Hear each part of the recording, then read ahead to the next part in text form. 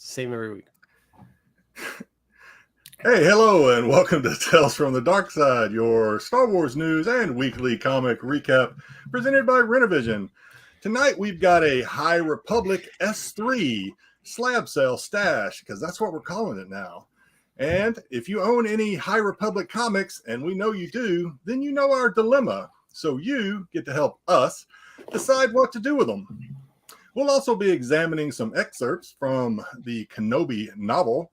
And because it's always fun, even if you don't get your way, we'll be ranking some High Republic characters that we believe you might see in the prequel stories of High Republic Phase 2. We'll show some pickups, possibly. We'll share the latest Star Wars news bits and collectible gotta-haves. Again, there's only one Star Wars comic to review this week, and again, it's Bounty Hunters. This time, though, number 22. Let's get it going, fellas. I forgot the button. Always doing this. You're making me dance.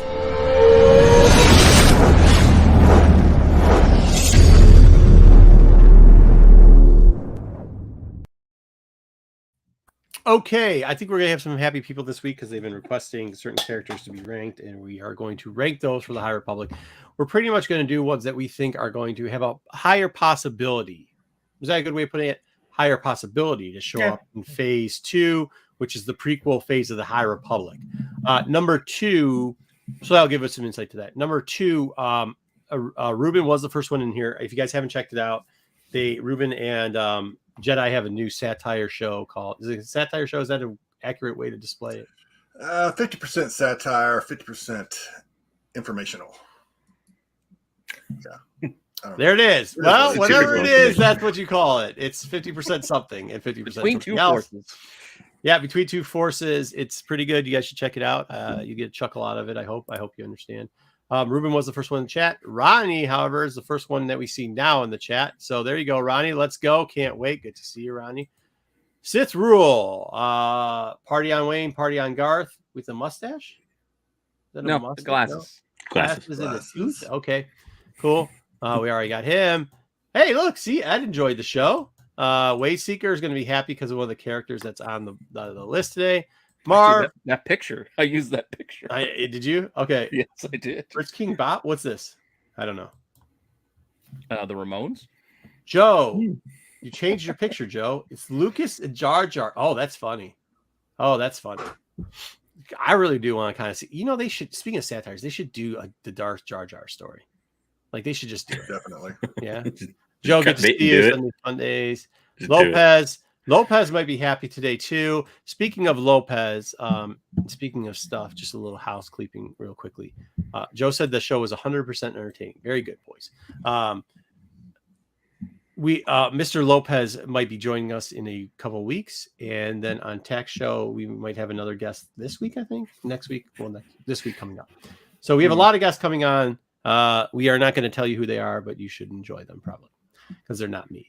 All right, Jedi, could you finish going around the horn? We do know Dom is on his way. He was at a con, so he's getting introduced anyway. That's all I got to say. All right, very good. Hey, everybody. So the word is out about his clipboard and that he'll try to interview you during your movie time. Hence, he sat all alone this week in a large, dark theater watching Morbius while every other showing was reportedly sold out. It's Macho Man Marco. That's true. That's an echo because, empty theater. Moving on. Okay. Hey, he's back after receiving a stunner. No, not from legendary Stone Cold Steve Austin during last week's WrestleMania, but from watching the replay of last Sunday's Tale from the Dark Side show and seeing it try to end before it actually started. We expect a smoother production this week. It wasn't already. It wasn't already. The visionary Pete Renovision. Yeah, I know. It's too late. So I was gone all week, so I'm not sure what this guy has been up to or what I missed exactly, but I'm sure he was blocked by somebody's IG and probably called shenanigans on somebody's unsubstantiated reporting. It's the guy behind the curtain wagging his finger. No. JJ Maxwell is here. Spending time at sea with sailors, you hear a lot of colorful language. Sailors are known for their dirty dialogue. Then I get back in port on Friday and I click this guy's latest IG video, and wow, I thought I was back out at sea. He must have some sailor blood pumping through those veins. It's a PG-13 now, Domtober, and the hunt is on. What happened now? Here.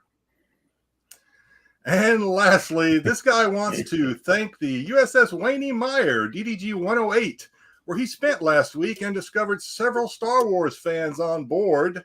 Trust me, if the Empire ever strikes by sea, we're good because they're great. It's me, Jedi Johnson 22. Let's go. All right. What happened now with what? Now what's happened with Dom? Did something else happen? Did he get bad shit again? He's cursing again with Walmart. Did you guys see the guy?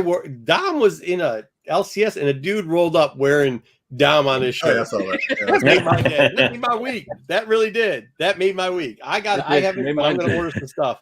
Let's say hi, Sticks. We see you there. Good to see you, Sticks. I don't know where your thing was. Hi for the algorithm. Really appreciate it. We've got Porter Wars. Huh. What is that? Potter. No. I'm sorry. I'm trying to look at what the picture is though. It's Harry Potter with two lightsabers. Potter. Yeah. Harry Potter Potter? Wars. Oh god. With two lightsabers. Like Star Wars and Harry Potter mixed. I guess. Potter. Wars. It's not that complicated. I mean, I don't. That's not a crossover you It's normally fairly straightforward. see. No, I know, but like it's not crossover you typically see. I got a shirt that has choose your weapon. It's got a lightsaber, a Harry Potter wand, a sonic screwdriver, or kids or something else. Something else. All right. So we're gonna do a little bit of news, and we're gonna get into the one comic book review. We got some other weird stuff going on. We're gonna since nobody I did grab this for JJ though. So we got this now. No. We need it going No. Since nobody decided to read the excerpt from the upcoming Obi-Wan book, we pulled those up and we're going to let you read it if you want. And we also highlighted some interesting points of it. And then, get into other some shenanigans. So here we go. Pete, do you have the news? I do. All right. I can't believe you messed it up. I didn't mess it up. We're going to run the thing just because you said that.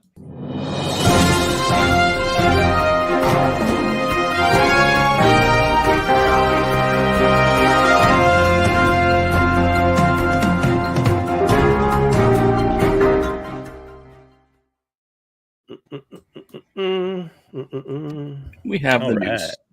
The news. So, by the way, I don't have any notes for this news. I didn't take them down, and I did slides for another segment after this, so I might forget half this as I go through. Fair warning. Continuing where we stopped last week. Excellent. Yeah.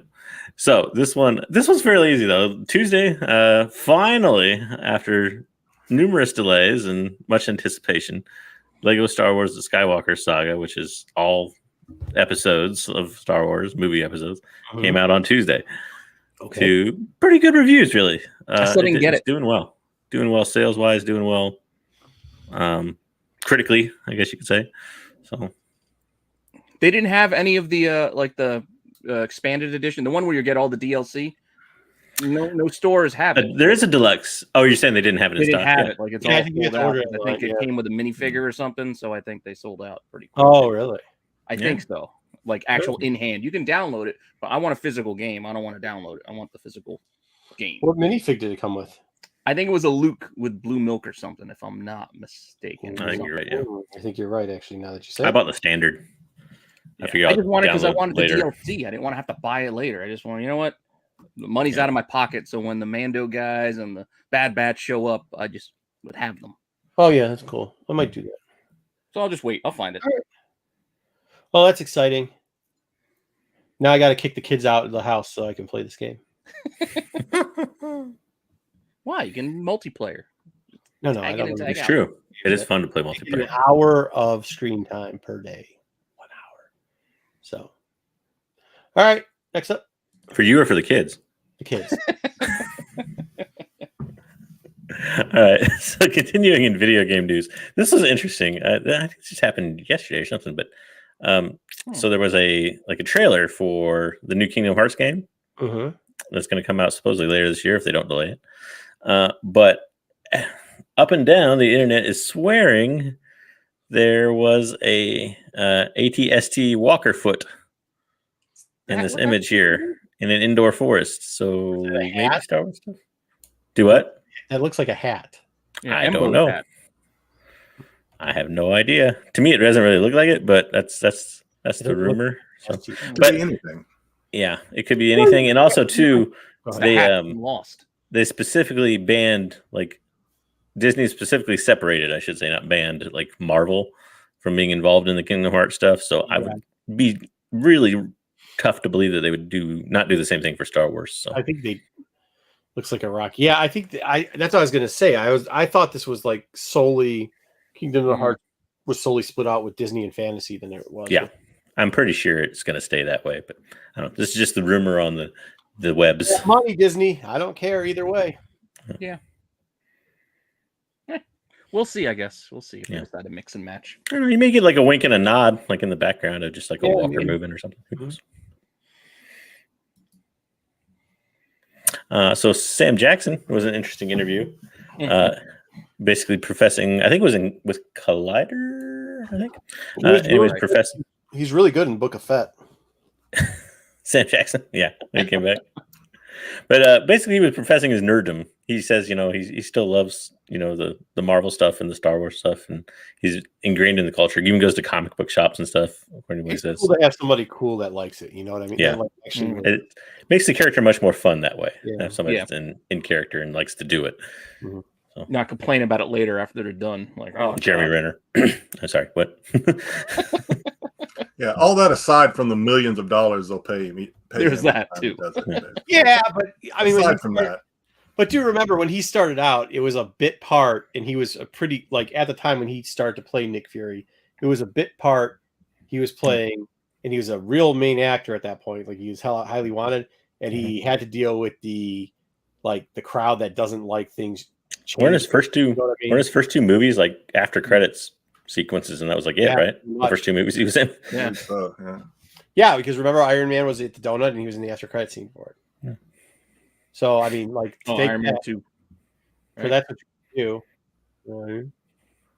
Well, whatever. Good for him, man. Yeah. I like him. I like it.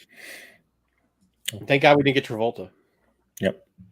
And other actor news: Daisy Ridley has returned to social media after a 6-year self-imposed ban, I guess you could say, or whatever. She quit social media after Rise of the Skywalker.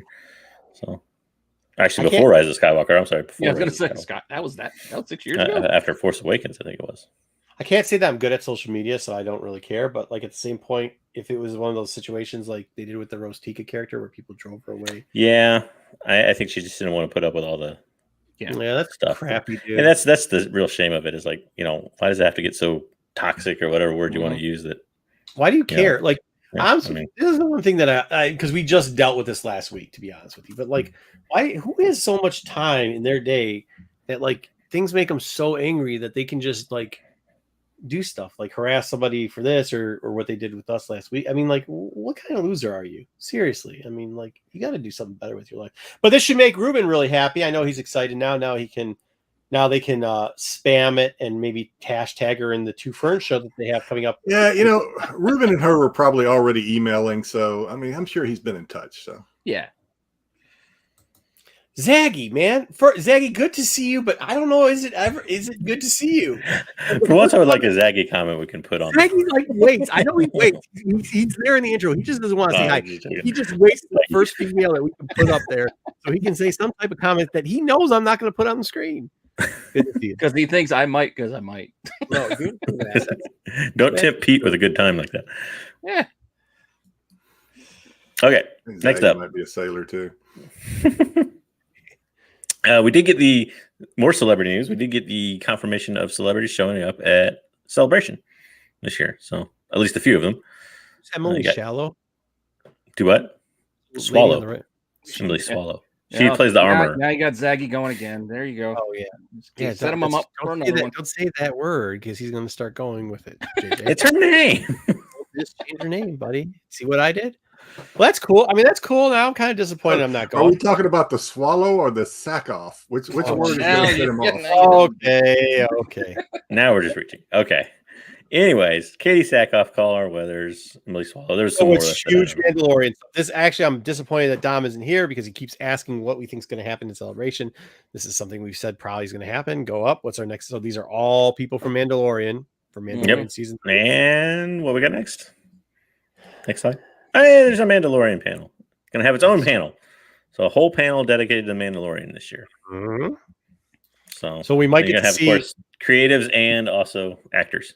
So they'll probably do it when Dom's asking what do we think they're going to probably do a sizzle for? Anybody think they might do a sizzle for Mandalorian 3? Yeah, maybe, or hit the next slide for me. Mm-hmm. Well, that would be one of them. And Bad Batch. And Bad Batch. So this was interesting though, in the fact that Bad Batch panel is going to close Celebration. Ooh. Which means they're probably going to show that day too. They're going to have it playing in all the shops. They're going to have the little. That would be my guess. guess. Who's asking about Bad Batch? You know who's asking about it? My wife. She really wants to know when Bad Batch is. Oh, because she's got a crush on a couple of characters, and she likes that Omega. She's ready for Bad Batch. She's been too long. Okay, well, and the Bad Batch voice talent will be there too. So. Just go so get tickets, and you and her go. That's a way to get her to Celebration because they're probably going to drop the trailer at Celebration. I don't think she likes it that much, but so yeah. Look for your Celebration Bad Batch news. Mm-hmm. No, I mean I'm telling you, like if that's one way, Celebration is actually a fun way to introduce somebody who's not into the scene into your dorkdom. It's not like a con. It is, but it's not as like. It doesn't smell as bad as a con. Was it when they first did when the Bad Batch was like the concept thing? I think it was like 2015 or whatever it was. Yeah. Remember that? Was that San Diego Comic-Con or was that Celebration? I remember. I don't remember. I want to say it was San Diego Comic-Con. But was it Anaheim? Well, no, it was an Anaheim Celebration. It might have been Anaheim Celebration. I don't remember.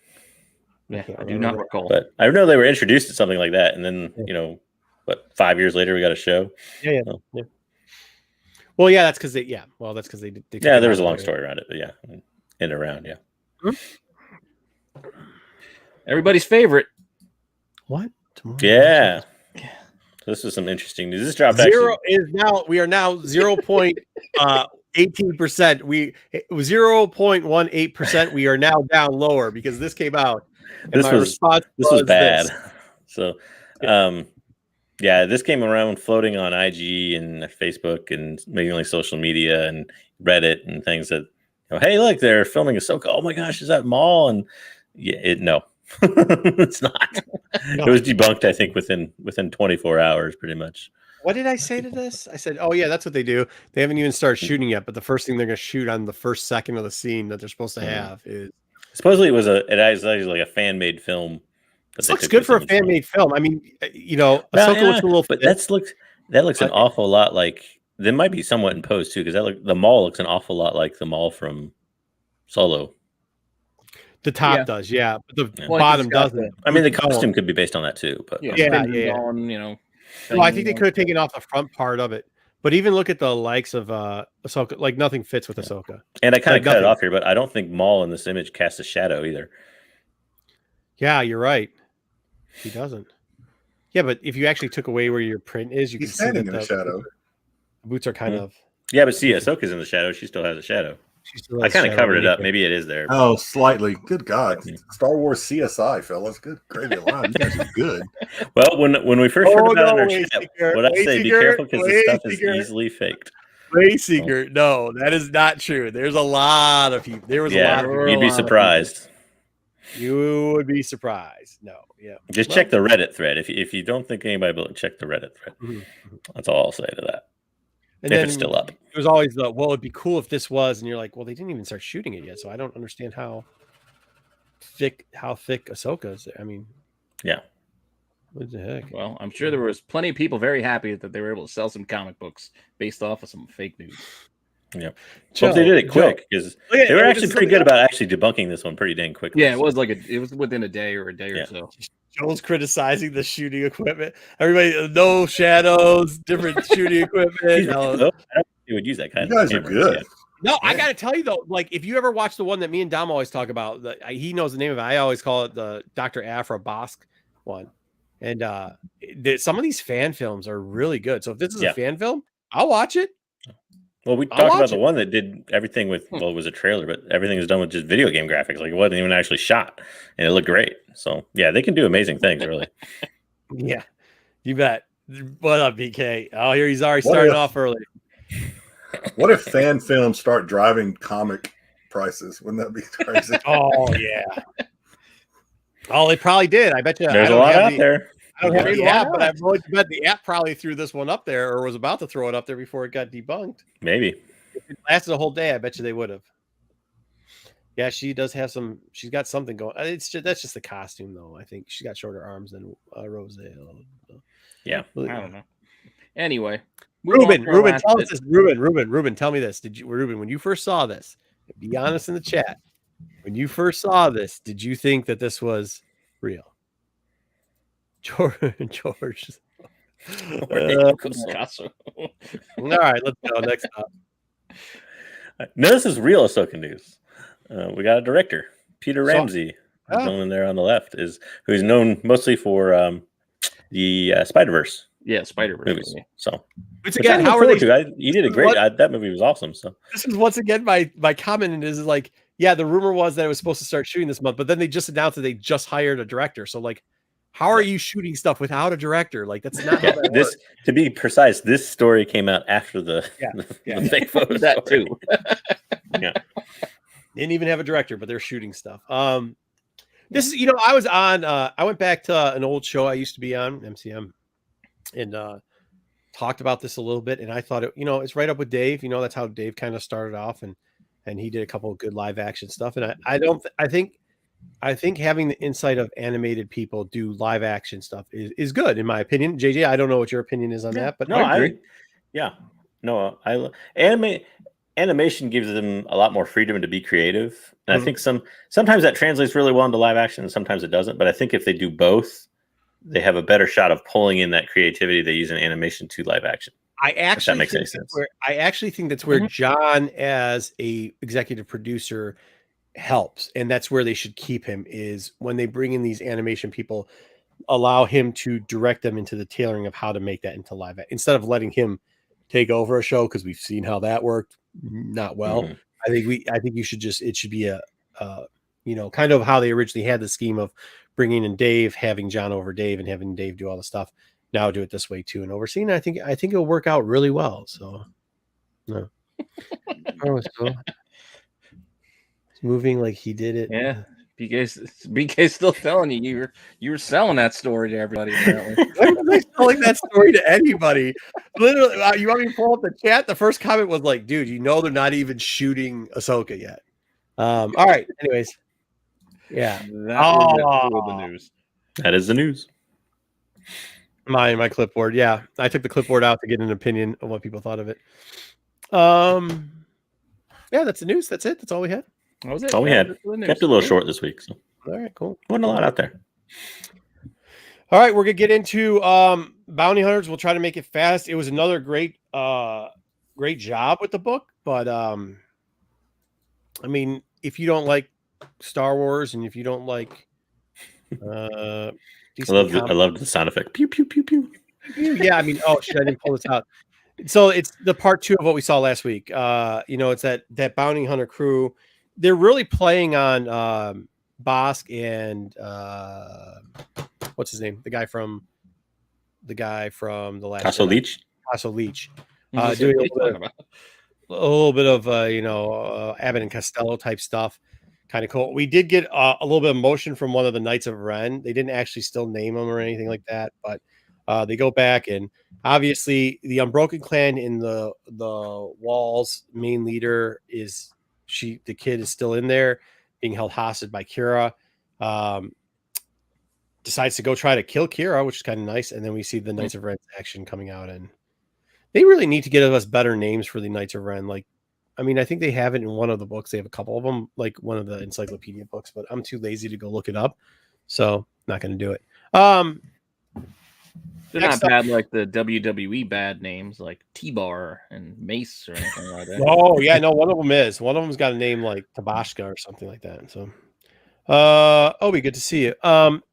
next, Obi, are you going to Kielbasa? No, Tabashka or something like that. It's like Tabashka. I'm saying it wrong, obviously, but it's not Hibachi. like everything else. Yeah, like everything else. So they go back and forth between that little tidbit there. Tells them to release it. The Knight of Ren was going to kill the little kid, but she gets away. She does doesn't she remind you of John Connors in Terminator, like the first one, when he's like in the thing and he's got the headband and he's like about to go ride his little Yamaha 80 through through the LA sewer works or whatever. System of LA, yeah. I don't think it was a headband, but that is the haircut. Yeah, right. They get trapped down. They get locked down by all the followers of the Unbroken Clan. They get out of it. It's pretty clever how they get out of it. It's fun. It's a good read. They get back and forth. There's a lot of talking back and forth. Zuckuss does Zuckuss things, and Forlom does Forlom things. They eventually set it all up as a trap, and they've got the leader of the Unbroken Clan sitting trapped, and they're going to bring it to Kira to do a trade-off. In the meantime, they break out into the Dengar part of it, and he blows up the Will, which I thought almost the entire Will was done. I didn't know the Wailing Wall Will was still a group, but he blows up some of them to try to find out the location of that bounty hunter group, and that's the end. So we're gonna have a good showdown between the main bounty hunters and what? So they escape in a food truck, which I don't think has ever been done before in Star Wars. So a food truck. Plane. It was a transport food truck. Yeah, that's what Zuckuss came. Yeah. Like one of those mobile food kitchen. Yeah, truck. Yeah. Like a Deadpool chimichanga. Never been done before, so this is. Like Fifth Element, the Chinese. There was a good line in here where you got Toshi. He goes like, hey, by the way, because like Forlom's like in the thing and he's flying the plane, but he's not there where he's supposed to be, and he goes, "Oh, I'm gonna kill that guy." And Boss goes, thanks," and he goes, "No. Well, while you all die here, I'm going to get on the plane, or I'm going to get on the ship, and then I'll kill him in revenge for y'all." And Boss is a smartass, goes like, "Thanks a lot for that, buddy." And they eventually all get out. I don't know. I thought it was written well. Once again, a great book. It was a good read. I know people complain a lot about comic books being terrible now. I thought this was a good comic book. Unfortunately, it's not going to get. What you think is better or worse or better? Well, let me just ask. You think it's better than when they had it focused on balance? Not the past few issues is not. No, okay. So the beginning, when it first started off and it had balance in it, I thought it was great. When they start to do the crossover with Crimson Reign or whatever, what was the first one called again? Was it War of the Bounty Hunters? War of the Bounty Hunters. Bad. Now this is supposed to be the Crimson Reign crossover, but it has very little. Like you saw it, it was 3 pages that had anything to do with Kira and the Crimson Reign. And actually, I'm surprised, and I kind of wanted to talk to you about this guy. Like, where's Crimson Reign going with right now? Because this seems like they're just. Well, I thought that might like. So it's the second part, right? Right. Because I think Soul said, it's 3 parts, and I forget what do you call the last part? Crimson Fall or something. I don't remember what it was now. Yeah. So I mean, I think this is kind of like it's obviously the middle of a trilogy, so you're probably going to get that like drawn out exposition, kind of meandering maybe a little bit. I kind of like that. I kind of like that they're getting deeper into some of the characters and building up the teams than doing the cross. Like you can read Bounty Hunters, even though it's a crossover book, and not read Crimson Reign, and you can understand everything that's going on in the storyline in this arc. And that's what it should be. That's how the way it should be. Same thing with Vader. Joe puts it right here. Vader's better than Bounty Hunter. You know what? I would argue at this point that Bounty Hunter and Aphra are pretty. If they keep in the same, if they fill the whole arc of Aphra dealing with the what's that group, the little acolytes that go after the Ascendant. If they keep that going, I would actually say Aphra is either equal to Bounty Hunter or better than Bounty Hunter, and is creeping up towards Vader, which was funny because for a long time it was bad because they kept just doing these little 2-part arcs and throwing out people in there. But yeah, the Star Wars main title is still pretty terrible. I'm thoroughly enjoying this. I'm glad. I hope that when they do Crimson Falls or whatever it's called, Fall of Crimson, whatever. I can't remember. Yeah, I hope that they do it this way instead of doing, just do it through the main title and have a little bit of linking. Nothing that you have to truly read to keep up and connect. Yeah, because I mean, otherwise you got to do like the old school X crossovers, like Extinction Agenda, where you got to read the part 4, part 5. Like you need to read it that way. Jeffrey Drake, we are. Hello, how are you? We're doing well. We hope you're doing well too, Jeffrey. I mean, you don't want like another 36 issue tie-in crossover. No, I mean that was event. like, well, it's because they recap things and it's like you're well, redoing. Bounty Hunter had all the one shots too. Remember, it had the Jabba one shot that had Lone Pop in it. It had the Destix one shot. It had like Forlom and Zuckus one shot that had nothing to do with fucking any of the story.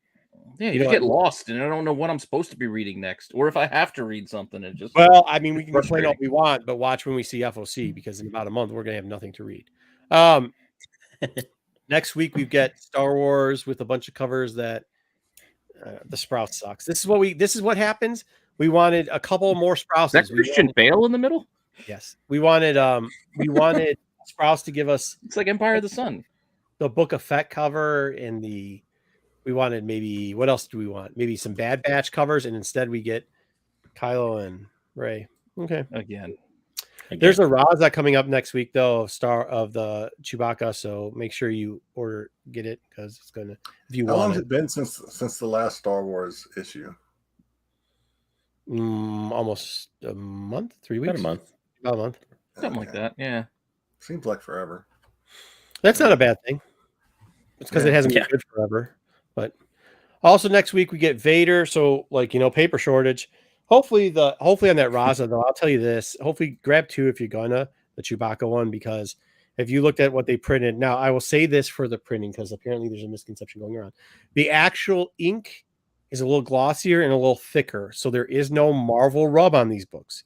But the paper is shite. It's very, very bad. And we'll probably talk about what Marvel rub is sometime, but can't Marvel you fix that? No, you can't fucking fix it. Hey, I fix it all the time.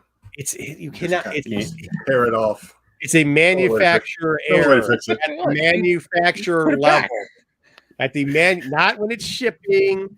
It's a manufacturing error at the manufacturing level. Okay. I can't just clean it off, even though it's already rubbed off. No, you cannot clean it off. Okay. All right. Next week you cannot clean it.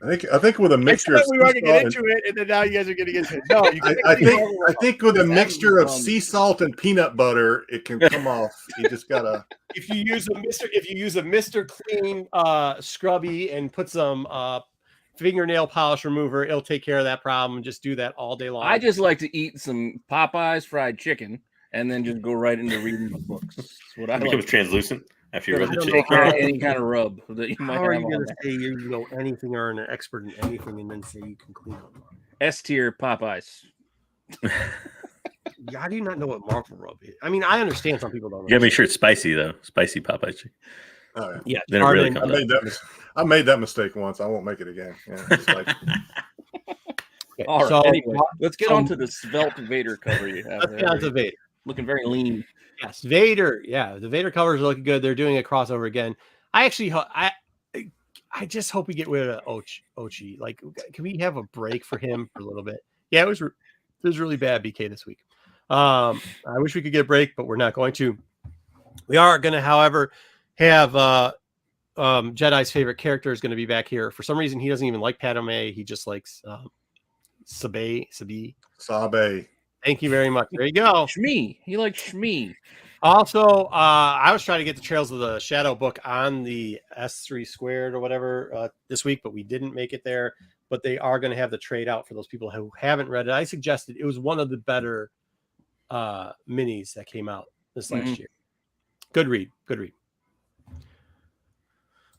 Vader saying no to. Okay. Oh, we did fast food things. For FOC, you get nothing, you lose. Good day, sir. There's no FOC, so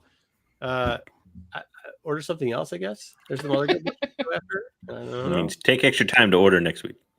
Yeah, there's no FOC for us, so that's the end of that. I had 3 slides for FOC, no FOC. So in about a month, we're gonna have a really interesting comic review. Maybe we'll just review a novel that day. All right, we'll do some old books. Yeah, we'll do some old books. Sure, we'll go through the old.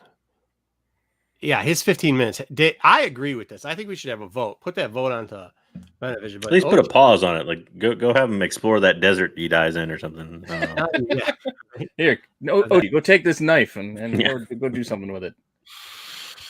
All right. Next up, we have a Dom's Pop segment. Hey, Dom, how's it going? Okay. So we'll talk about Black Series when Dom gets save that. We'll talk about that when it gets back. Can somebody preview real quickly what else we have on the show? What? We got Stash Slab Cell, which we also need Dom for because he was one of the books. Yeah, he's one of the books. Hey, we could do the rankings. We could do rankings. We can pull off rankings. We can do an early trivia if need be. We can talk real slow until Marco gets back. Yeah, he just ran off. He's like, what? And he's just gone. It's like playing duck, duck, Yeah. We could do rankings. Give Dom some time. That might make the most sense since, like you said, we need Dom for unless we go dig out the book instead. I could come up with some fun commentary on Pops and toys, but I have no idea what I'm talking about. So there's that. That is true too. Pops. That one looks cool. Look the same to me. Is that a bad thing? His face looks odd. Like, what'd you guys do? He doesn't have a mouth or nose. Oh wait, I was about to do some card tricks, and I think Jedi was about to start dancing again because he was losing and didn't know what else to do. So you guys didn't have any pickups today? Oh, actually, I do. I can grab them real quick. Hey. Scream for pickups all the time, and then you never do it. I didn't pick pickups. You said, "Say what else we got," and you ran. I'll grab you some pickups. Mine were a little interesting. I got them. I'll show you what they are. Hang on one sec. I'll grab them. Okay, well then Dom says 5 minutes. He ought to be here. 5 minutes. All right, we're not going to wait for 5 minutes, but go ahead. What do you got? I don't have anything. Why are you putting me on? You do videos on pickups.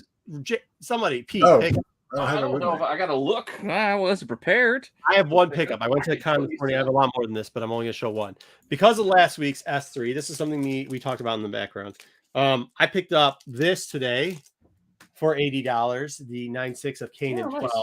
And part of the reason why I didn't have to use an app or anything else was because of that. And I actually misspoke because I was like, well, I think it's $90 was the average. So I negotiated it into an $80 type lot type thing. So I think I did pretty good on it. Once again, 12.96 we talked about last week. If you didn't watch last week's, go check out last week's show and you can see why that's probably a pretty decent deal. Jedi, go ahead. Well, I picked up several things, but I grabbed this real quick. I picked up the Wizard 1/2 Star Wars Boba Fett 9.8 CBCS 9.8. Picked this up in an auction. It's one I did not have. It even came with the certificate, which I don't know. Normally, when you get them graded, I don't know if these. They usually put them in the bag. They don't put them inside the slab. Yeah, I picked this up among a few other things, but this was just easiest to grab real quick. All right, JJ, what do you got? So these actually came from A Books, but they're kind of fun. So I got really on the cheap. I'm trying to remember. I think I paid $18 plus shipping for all of them, but I got some polybagged Galaxy magazines, still sealed, really nice condition. That's actually where I had to go. That was 7. I got 8. Doesn't one of those have a Campbell cover? Polybag. Yep. 4 has the Campbell cover. This one, it's hard to see because I put the trade all over the polybag.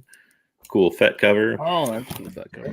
And like I said, it's still sealed, so they have the cards and such with it. Yeah, dude.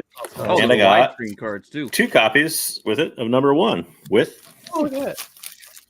Yeah, there you go. Ash can. Oh, nice. There you go. Which is X-Arcoon Ash can. Dark Lord Sith. Just tap more interesting. Tap those a couple more times. All right, Pete, what up? What do you got? I found one of these. I had to find Star Wars books. I found one of these for cover. Mm-hmm. Well, I found a bunch of Marvel books for cover, but I did find that one Star Wars book. I did get a couple of those IDW books from the IDW sale, even though I got there late. IDW shipments in. Even though I got there late. That's the last one. JJ made me realize I didn't have this book. We were talking about it, and I looked and looked. I didn't have it, so I bought this. Nice. I didn't have number 11. Is that Han's on a different book too, right? Just like they use the photo cover for. I think they flipped the image or something, but yeah. Yeah. Yeah, they might have flip-flopped the image, but yeah. It's not bad. Plus, it's a newsstand too that I got, by the way. Oh, nice. I didn't show them, but I have 2 runs of the Dark Horse Droid series. You know which ones I'm talking about? Oh yeah, there's a couple of a bunch of stuff away. I'm gonna throw some of those in the decent ones the droids run. So I got that thrown in too. All right, Jedi already showed. Everybody showed. Cool. All right, next up, we'll do this while nobody else is around. We decided to give you guys all the opportunity, since nobody went and read this, to to give you the excerpt for the Brotherhood. I know there's some debate if it's the first time that in this upcoming Obi-Wan novel, if they actually is the first time Aja Ventress meets Obi-Wan. It is going to be that. It actually looks pretty good. I'll leave some of this up here. I know it's not the best to read because it tailors it down when we actually did it. Just gives a little intro where Obi-Wan starts talking to some lady and kind of gets searched. And the lady's like, oh, yeah, okay, cool. She's got tattoos all over her face. And she says, oh, he's just got this little thing. It's no big deal. But in the second part of the excerpt, it goes, we walked out. Obi noticed that there's a mysterious woman who matched his exact pace, stride for stride. I'm sorry, Obi said. I didn't catch her name. Turned to her, and she said, Ventress. Aja Ventress, a pleasure to finally meet a Jedi. Count Dooku speaks so highly of your order. It gets a little bit more into it. This is actually a good excerpt. So go to StarWars.com, read it. It's not going to take that long. They do a little bit back and forth. You can tell there's a little bit of non-trust between them. And it actually does demonstrate that it's the first time they both meet. We will be reviewing this book when it comes out. We'll probably get a little bit more. It'll probably come out. I can't remember when they said it was coming out. I think it's coming out. Is it May 4th or is it right around Celebration? One of the two. It's coming out during one of the two. They are actually on the same team at one point, trying to figure out what the disturbance is, and they actually do have to look together. And it also leads into apparently why Ventress and Obi-Wan have such a hatred for each other. Besides, one's a Sith apprentice and one is a Jedi. May 10th. May 10th. There we go. So that's gonna be soon. That's one I'm actually looking forward to reading. Once again, if you don't want to sit here and stare at this while we go through it, you can always go to StarWars.com and actually read the actual excerpt of it. Hey, what's going on, Chef? Cooperation. I still can't get over. You said he was getting searched, and what is this little thing? Yeah, oh no, I couldn't help it. That's part of it. He goes, "What is this little thing?" I mean, it's funny. Cross legs and yeah. So they do cooperate a little bit together. So that's like the first tag up with it. Anything that's written, this is a new writer writing Ventress, but I think everybody on this panel can agree. Anytime they write Ventress in the novel, they seem to do a very good job with it. So we will see how it goes. Hopefully it'll continue going. I do not believe that means Ventress is coming to live action. Just to let you know. It's not typically how it works in Star Wars, but they could change around what they're doing. However, they seem to keep bringing her over and over again. So hopefully we get one event. I think they know that they could sell her if they do bring her. It's just finding the right project to. That's it. I think like the next time they take an L, don't be surprised if Ventress shows up right after. Yeah, exactly. Yeah, you know what I mean? Like they do another Book of Fett. All of a sudden a Ventress solo series comes out. Oh shit, you know. So let's get into a little bit of what they did. They had a Hasbro Wednesday. I know Dom's still loading up the computer, but we might as well get into it anyway. Want to do the rankings then? We can do the rankings. Oh, right, there he is. What's going on, gentlemen? Hey, Dom. Sorry I'm late, man. Collectibles and no problem. Talking about no time for pleasantries, Dom. Get to work. Get to work. If you want to say hi, you can say hi in the back, after the show's over.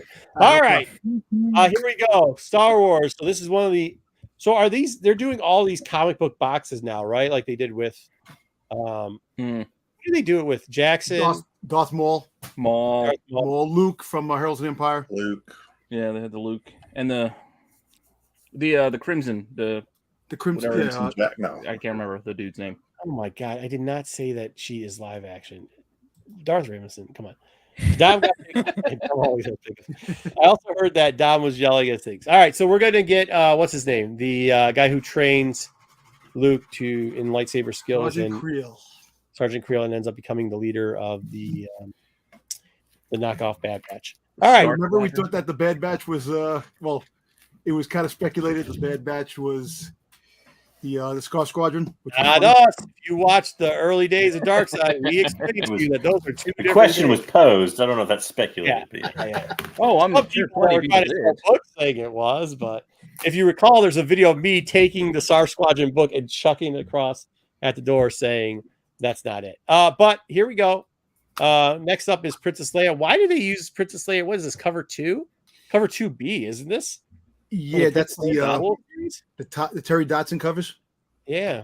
I actually like it. Yeah, it's kind of a different look. I do. I'm not complaining. No, not at all. Because cover 1, she had the white cape or whatever. I mean, that was just actually like the white one, the jumper suit. Yeah, and then this pretty cool. I like this look. What do we think of getting a Leia? This is actually a cool Leia. I know everybody wants Slave Leia, but at least it's a cool They're Leia. never making that again. Never ever. Yeah, somebody will make it with a 3D printer. We did think Krill, like, right? I like Krill. No, definitely Krill. I've definitely ordered already. I got that on my pre-order. Okay.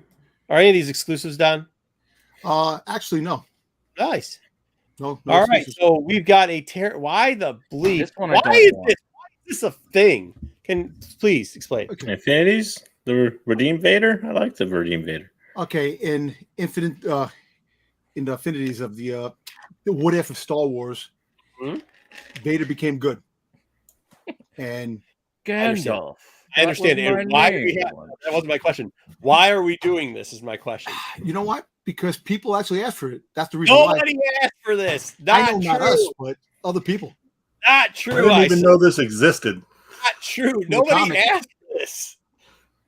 It's so you can color him yourself. Like at Easter time, you get a marker set and you can fill it. Oh my god! Actually, Infinities gets asked about from time to time because people are always like, "Is there a what if version of?" Especially after What If Marvel, people asking if there's a what if version of Star Wars.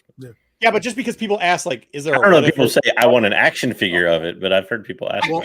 Like the custom guys are going to go. I could see the custom guys wanting this. Well, they have this in the comic book 2-pack. I don't need Sunday Church Vader. I just don't need. I know they have. Oh, he's getting his confirmation. Sunday's white. And I don't think anybody really cares about in the 2-pack is what I was saying.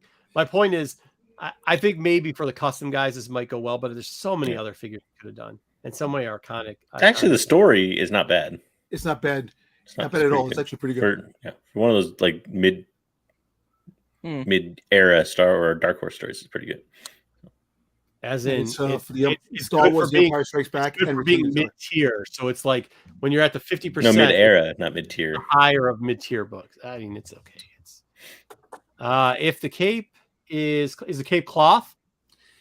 Ooh, I think the cape looks cloth, but I don't know. I'm debating on it. It might be plastic. So, what you're telling me, if Moon Knight and Darth Vader had a child, that's what they look like. Yeah, it's almost like the holiday ones too. I agree, Sticks. Okay, next up, if Vader was. Oh, sorry. Oh, go ahead. Vader was what? Tell the I was just gonna say if Vader is all white, if a good Vader is all white, he's going to be good for about. He's going to be good for about a minute and a half until the first person with grape juice or whatever coffee comes near him and spills it on him, and he's cutting him in half. No, there you go. Cleaning bill must be outrageous. Now you're going to have ink on your fingers. You're going to grab them, and the ink marks will be on them. Maybe he's got Marvel rub. yeah, we use it. We use Vader all to over. Clean up the Marvel rub. This is cool.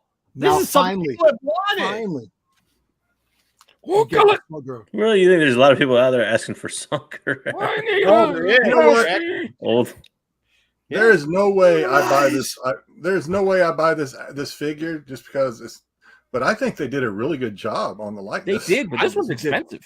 Is it? Is it deluxe? Yeah, this one's in the 30s. This is like a deluxe one. Yeah. I was about to say I've given up buying Black Series, but I'm going to buy him. But if it's a deluxe, I'm not. Guess what? $45. Get out of here. 40? No, I thought it was 30 something. I was in Philly. They had the Mudhorn Mandalorian. $45. I was what's the actual MSRP though? Right? That's Marco. Yeah. That's Marco. I was on Entertainment Earth, and like the Leia was like 26. I want to say this. But was in some like stores, they're selling them for more money. Oh yeah, everybody marks shit up. You gotta just get them for the regular. Yeah, but that's the other. If this is going to be if it's not an exclusive though, not exclusive, the price. No, I think it's just a deluxe because you're getting the walking stick. All right, we got in gaming greats. Now these are GameStop exclusives. Yeah. Gaming greats. Gaming greats always are. Them Philly prices. I actually like this. Which figure it is? Sorry, I'm reading chat. It's the Republic Commando. Republic Commando it is. I think they did an excellent Which one is it? They did. It's the Republic Commando. Is it Sev? No, it's just a random one. It's just a random Republic. No, they just call it Republic Commando. It's not one of the actual commandos.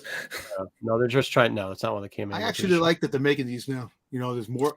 There's so many troopers. So many troopers. Yeah, I like it, but what they did next, I kind of dig too. Well, not this. This is not. Not Wolf, baby. No, come on, dude. For real, this I is what thought we're they doing. already had this. What we need is more fake Dave Filoni. They didn't have wolf. It's the exact same one that they had for what's his name. They just didn't have the wolf imprints on it. So now they got Trapper Wolf. Yes. They make money. Yeah, who wanted this? Nobody. Well, some people, I guess. Oh, this isn't Wedge. Okay. Like I love Dave. Believe me. I mean, if you've watched this enough, you need it. But I think the tongue licking of Dave has to stop at one point. Yeah, I think I'd rather have his Indiana Jones hat than this. Yeah, I know. That By the way, that was Sev. I don't know if it says that on the package. It didn't say it on the package. It's Sev. Cool. It's all right. Sev. That's cool. Okay, so wait, really? That works? Can't you just buy the other one? You could probably buy the other one on clearance right now and just tattoo the whoops on there too. Yeah. Actually, the Luke. That's the a Luke figure one's I'd gotten buy. hard to find. Dog figure. I'm waiting on the one from Mr. Kim, and because he looks like he's got kind of a big head, so maybe it would actually fit in my noggin. It's Jedi side. Does it have the working walkie-talkie inside, or at least the voice comm thing? I don't know. The other one's had. I don't know if this one does. But what does it connect to? It doesn't connect to anything. It just has recorded sounds. No, it does the sound thing. Then it's not a working walkie-talkie. I wish it was. It'd be awesome. It projects the sound thing through it. I have seen somebody adapt one to put a Bluetooth headset in there.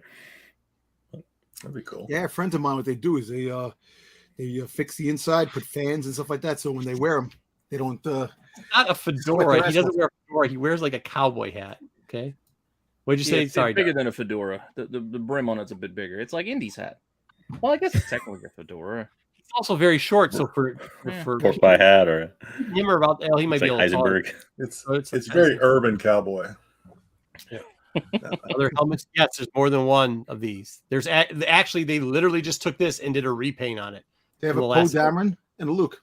Do we have the one that Ray wears when she eats? There's also isn't there a wedge too? There's a wedge. There's a wedge. Wedge came out to you. Helmet just repainted with the wolves on it. You know what I want? I want a fake wedge helmet. I'm telling you, I want a Jakku Ray eating breakfast helmet. That's what I want. Actually, I want Jax. Just the face of Jax, and just have that.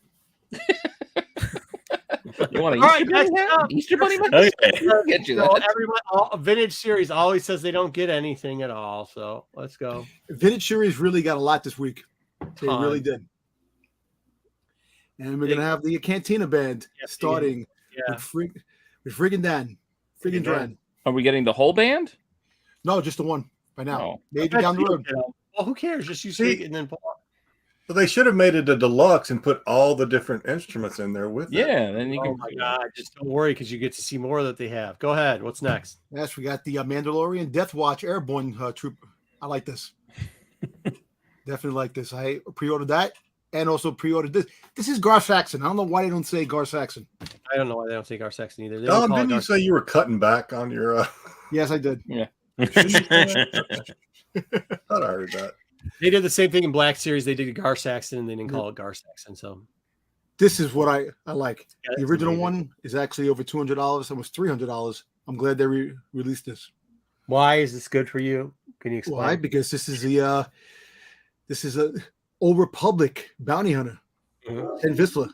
She is one of the old video game where you see the bounty hunter flying when Doc Magnus goes into the temple. I wish they did this for Black Series though. That's what I don't like, that they don't do shit like this for Black Series. Yeah, and this too. Go ahead, they get Lando, but it's like, man, pimpin' Lando. I love it, man. Hawaiian he stole my style. Pants. I literally have them pants. I went upstairs and put them on after I saw this the other day. But I don't understand, why is it Battlefront too? Why can't it be the solo Star Wars story? Because he was dressed similar to that. Mm-hmm. Yeah, fair enough. Nah, this is cooler. That is cool. I like it. Yeah, but cool. Again, I agree. I'd rather have it a 6-inch. I want the black. I want. Well, eventually they will make a 6-inch. You know, to go back and forth. Boat landing. Yeah, why waste my time? There is for the smaller version, Jeffrey. There is with the whole band in it. There we go. That's why they're calling it vintage. And then they're giving you the boxes again, which they also don't do. Imperial Death Troopers get 4. Yeah, which is cool. Do you think if they did 4? Let's say they did it was $120 box, right? Because that would be equal out roughly, right? And they did in Black Series of a 4 box of this, it would sell out instantaneously, don't you think? Let me tell you, army building with these characters, everybody wants them. You know, why 120? They're not $30 figures. What does Black Series run now? $26.99. Well, 20, this is like 49. I believe $49. I believe 40. Yeah, but this is for vintage.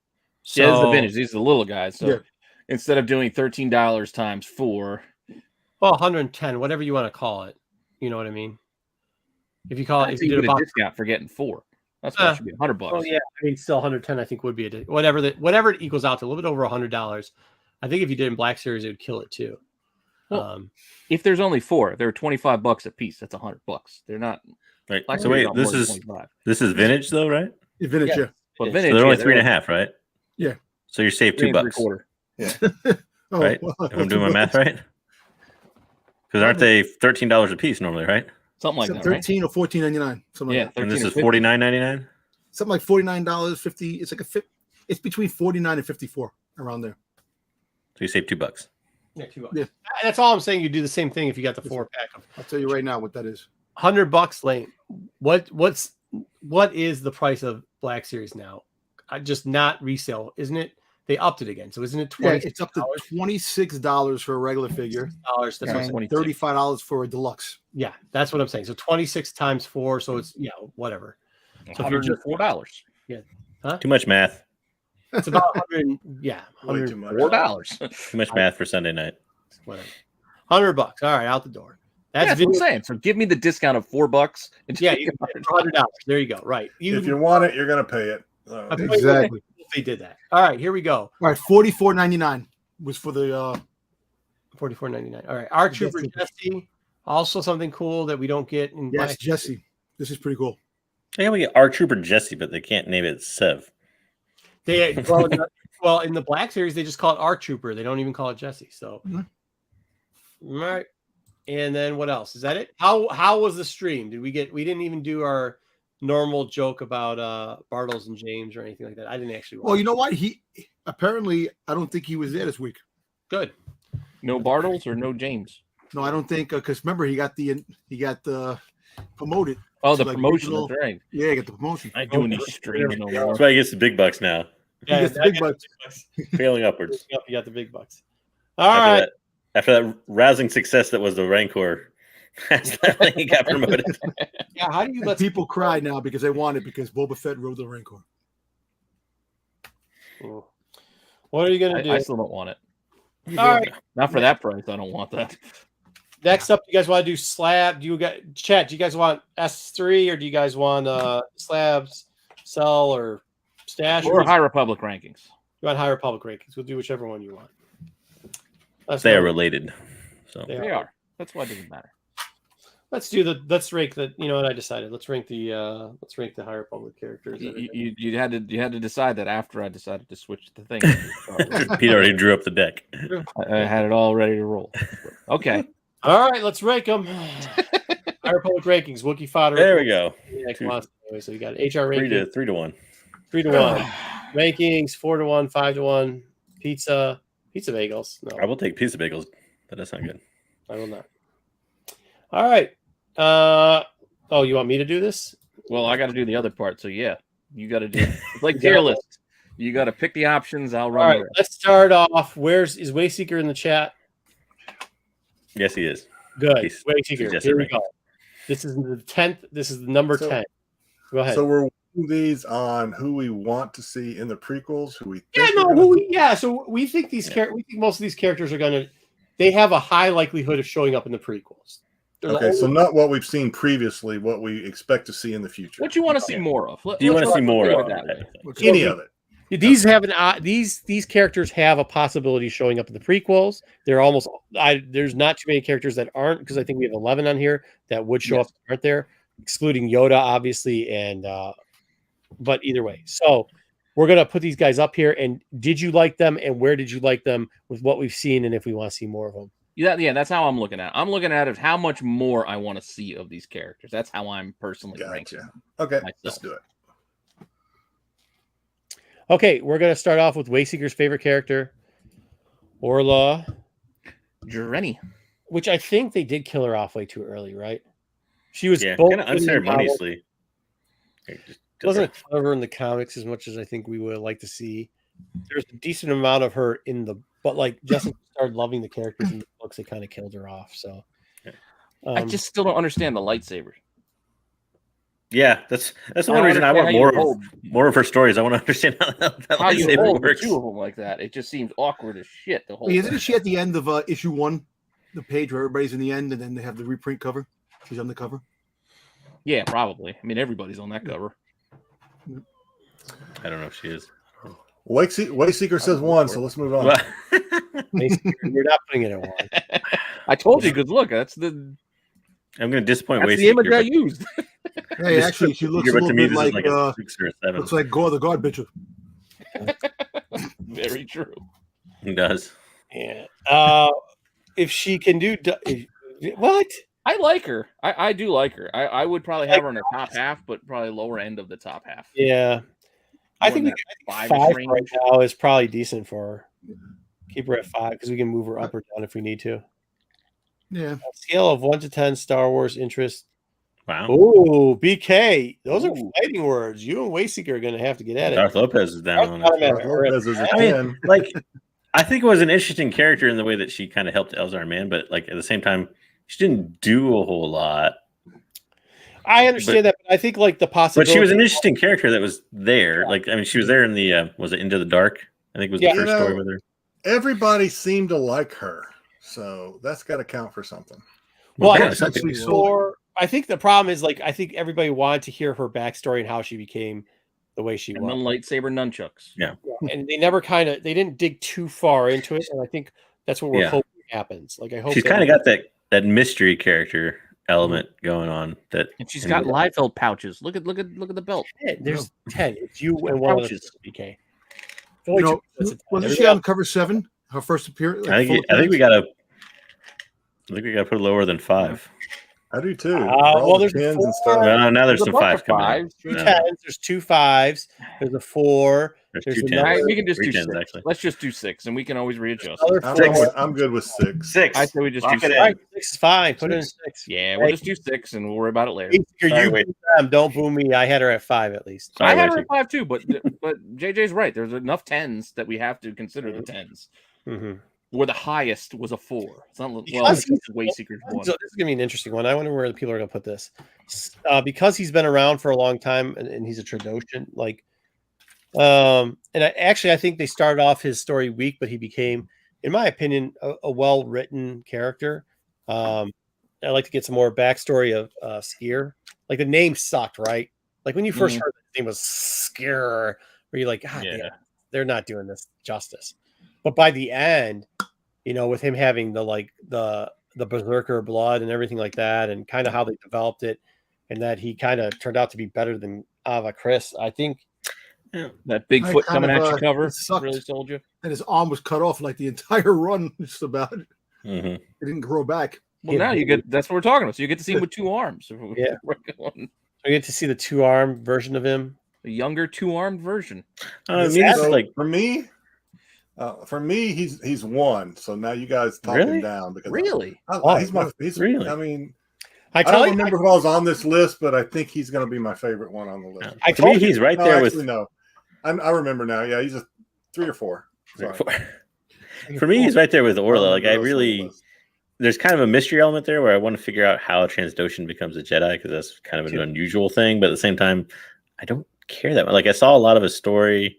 I get where his arm was cut off. We saw that. I mean, like, there's not that much there that I really cared or know. Well, if we get the even if it's an acolyte or a Sith battle, if we get the butcher and all that other stuff that we're supposedly supposed to get, if we get that, I can see a young Skier in there, like berserker battle, killing people. Do we know who his master is? Kind of want to see that. I don't know offhand. I don't know. Yeah. So if he had like a Wookiee master, that would be pretty cool. That would be like 3, 4, 6, 3, 7, 5, 7, 7. I say he's 5. a 5. I would have probably put Skier at right there with Orla. Yeah, 5's fine. Right there, 5, 6. So go ahead, put him in 5 because 5's available. Yeah, for now. That's good fun. Yeah. That's good by me. We can still readjust because I don't know. Yeah, we may move him around. We don't know. Yeah. Wait a minute, we have him twice? God. Oh no. Hold on. Who do we do? Oh, yeah. It's Arkoff. I don't care. 9. Who the hell is he? 9. He was the guy he's the guy that's in Magna, and for some reason, Manga. We're making a big Magna, deal about manga. Like people Manga. actually care about this character, like the Edge of Balance type stuff, like that stuff. And I think if you're talking about Wookiees, there's only one Wookiee that really matters, and this ain't the one. You did say there was a number 11 on this thing, right? Also, he just kind of like disappears. Oh, don't worry, like, we got Hey, I'm the master of this temple. Hey, Jedi Knight Lily, why don't you take over and I'll just go do some weird mission with Yoda and disappear. That was a good one. That was a good one. Dom, say it again. I said he kind of walks back like the Homer Simpson in the bushes. He disappears. Manga, if you watched MCM last night, you know I don't give a crap about it. So like, just I try, guys. I give it a fair effort. But Sam still hasn't sold 9, 11. All right, put him in 10 until we got to bump him. He's a hardcore. Wait a minute, dude. He's a 9 for me, but yeah, he's probably gonna end up at 9. Like when we get into this, I'm probably gonna bump him up. Or maybe put him at 10 then. But a lot of votes for 10. A couple 9s. That's what I'm saying. I have him at 10. That's what I thought you said to put him at 10. Wait till you see the rest of the list. Wookiee Fanatic says that he refuses to put him below 8 because he's a Wookiee. Well, he might actually end up there too. Yeah, we've got some really real dog. Maybe. Listen, by the way, this is stuff that people have either DM'd me asking about these characters or have said stuff in the chat. So like when you hate some of these characters, that's fine because there should be a 10 and 11 and it should be pretty easy. Who contacts you about these things? We have masters to Wookiees. People. They talk a lot, don't they? It's like Wayseeker. He's a they. He wants us to put Aura in there. Nib. She teaches the only Wookiee that matters who's a Jedi in the High Republic. That's Burrow. Yeah. I don't really know if I care that much about it. Do we need another Maz? Yeah, that's the thing. Like to me, this is one of those characters that I'm rather confident we might see something on her, like as a Padawan or something, maybe in the next phase. But at the same time, I don't really care. See, I think Skier and Aura might move up. I will have her at 7 right now as far as the rankings go. 4. Wayseeker has her at 4. I was gonna say 4, but like then I'm looking at it. I'm like, no, I think 6. I think I would bump Skier and Orla up. I think I'd bump those two up, or put her at 7 for right now. Yeah, I'd say 7. Yeah, be more 7 or bump them up. Put her at 6 and bump them up 1 or 2. No, I'm doing it now because trust me, we're gonna do this again and later anyway. Bump them up. I don't want to have to do it later. You want Nib Wayseeker? You want Nib above Aura? I mean, like you can't do that. Right? Well, no, because when I first on his list, I was giving her Buryaga. Like I was giving her Buryaga. I'm like, Dark Lopez has ranked everybody 6'7", 6'7". Yeah, that's good. That's good range. 6'7", 6'7". I think everybody has put. I think Dark Lopez has ranked everybody either at 9 or 10 at this point. So thanks for being in the chat, Darth Lopez. Good stuff on that. All right. We got some controversial ones we will be pulling in. So next, let's try to get somebody who will probably may rank up a little bit higher. Let's see. Killer Darth Croc. I think the chat is going to go heavy on this one. Why? The whole thing is that we don't know that much about him. That's why I want to know a little bit more, but that would still be 3. All right, no, fair enough. Because I think one of the panels, and you guys know this before I've said it, there's a panel in a book, and I think it's Star Wars 20, where they show a battle between Jedi and Dark users in the high. It's in Star Wars 20. It's in that little mind thing where you see Man for the first time. He's talking to Luke Skywalker. There's a battle that occurs, and the battle's between the Sith and the Jedi, and we have reference towards it before between a couple other characters that we'll use here, including Under Siege. But I hope we get to see that. And if Darth Killer Croc, even though I think he's drawn like shit, and it's just terrible, it looks like it belongs in a different sci-fi category. I think we have to swallow that pill to get to a battle, kind of like in Darth Vader. Right? Like, do you think you'll see him? I think we may see the character, but there's 2 problems with it for me. My curiosity is, one, do we care that much just because it's a Darth and we want to see the Sith in High Republic? He's not necessarily this character. Yeah, 100%. But if there was another option, he would probably be ranked higher, or she would probably be ranked higher. If they showed us any other Sith, it would be ranked higher. 100%. It's, dude, remember, do you know everybody here know the story of the Jedi versus Sith, the miniseries? We've all read that before, right? Yeah. Okay. Do you know Jedi versus Sith? Where Bane comes in? Yeah, the Bane and Bane comes in. Yeah, and decimates that one Lord of the Sith character, the one that looks like a pirate.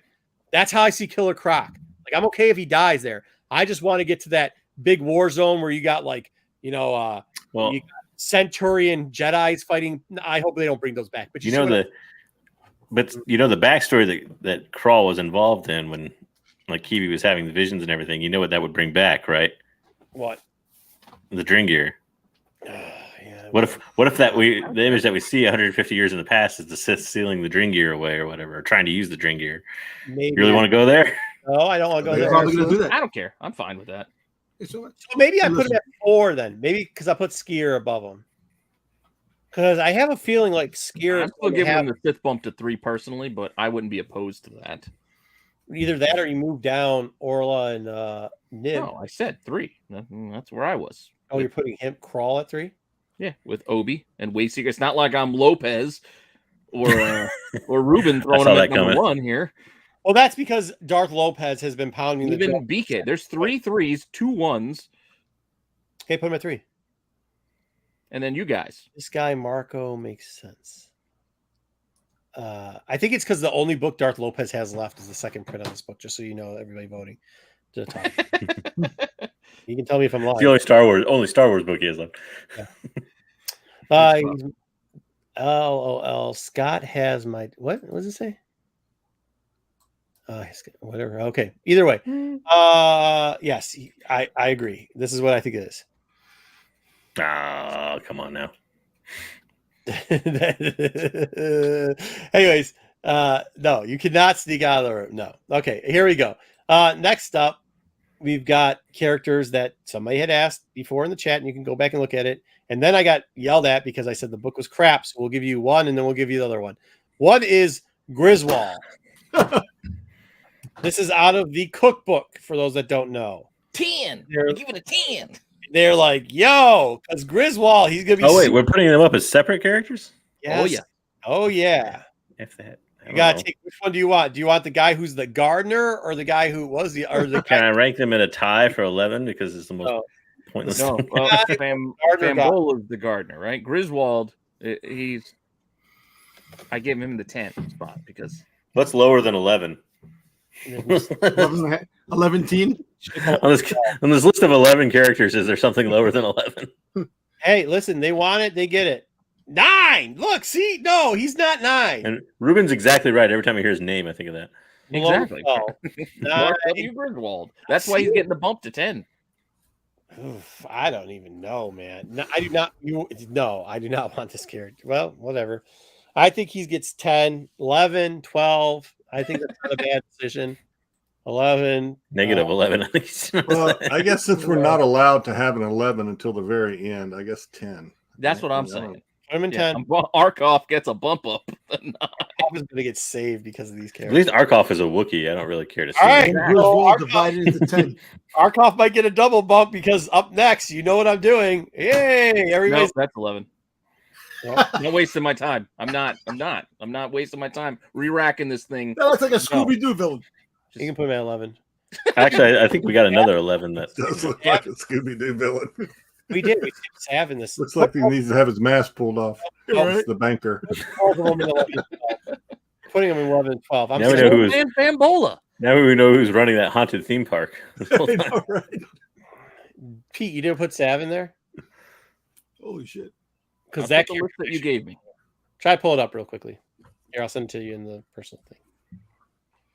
But yeah, I think this is 11. This is Garb. Both those characters. Try to pull what up? I got 11 here. These are 11 you gave me. Oh, I thought I gave. No, there's no way. Well, Wookiee Fanatic wants him to be list? 10 so that he And can then move you the said Wookiee up add to 8. one more. And I added the All one right, more. Porter Angle. Put Porter Angle up. Where are we putting Porter Angle? You know where I'm putting Porter Angle. You know where he's going. Why are you asking? One. Why would I? I'm not even going to say anything because I've already said it. bother. Go ahead. Put it What are in you one. saying? Go ahead, Jedi. Try to defend why you couldn't have him at 1. You could try to talk him down. 2. I say 2 is fair. But 2. I don't know. I mean, okay. I guess if we're looking at this based on what potential he could do or we might see in phase 2, Okay, but that's a big if, right? I mean, unless somebody knows something that the rest of us don't know, that's a big if. I think the battle there, and that's what caused him to become a cook. Yeah, I think in one way you have to put him high up on the list because he's the only character that anything's been announced on in Phase 2. Yeah, we know we're getting like a 2-part comic series about it. So okay, again, I'm not going to argue it. I just can't understand the romance betwing you two and this guy, but.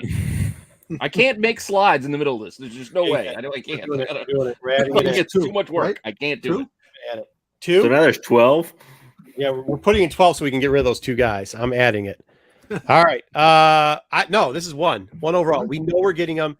That which gives us probably, if you're putting Crawl there so that you get a Jedi Sith fight, you know for a fact Porter Engle, it has books coming out in the next thing coming up, and you know his reputation is to have killed a bunch of Sith in a battle. So, or at least they highly suggested that's what happens. So you have to put him at number 1. There's no other place to put him besides number 1 at that point. The comic series is going to be more about, like, it almost makes it seem like that, like, branch of Jedi or whatever is almost like some sort of covert ops team or something. Just from the description of what they do. Well, still, covert ops teams to fight who are you going to fight if you're a covert ops? I don't know. Team? I just think it's going to be hysterical when his comic arcs that are coming out are about him at culinary school and he loses his eye to a fork or something. Thank you for adding that, Pete. You're thinking of "I'm going to get you, sucker" when they were talking about. I got this one for typing. Mm-hmm.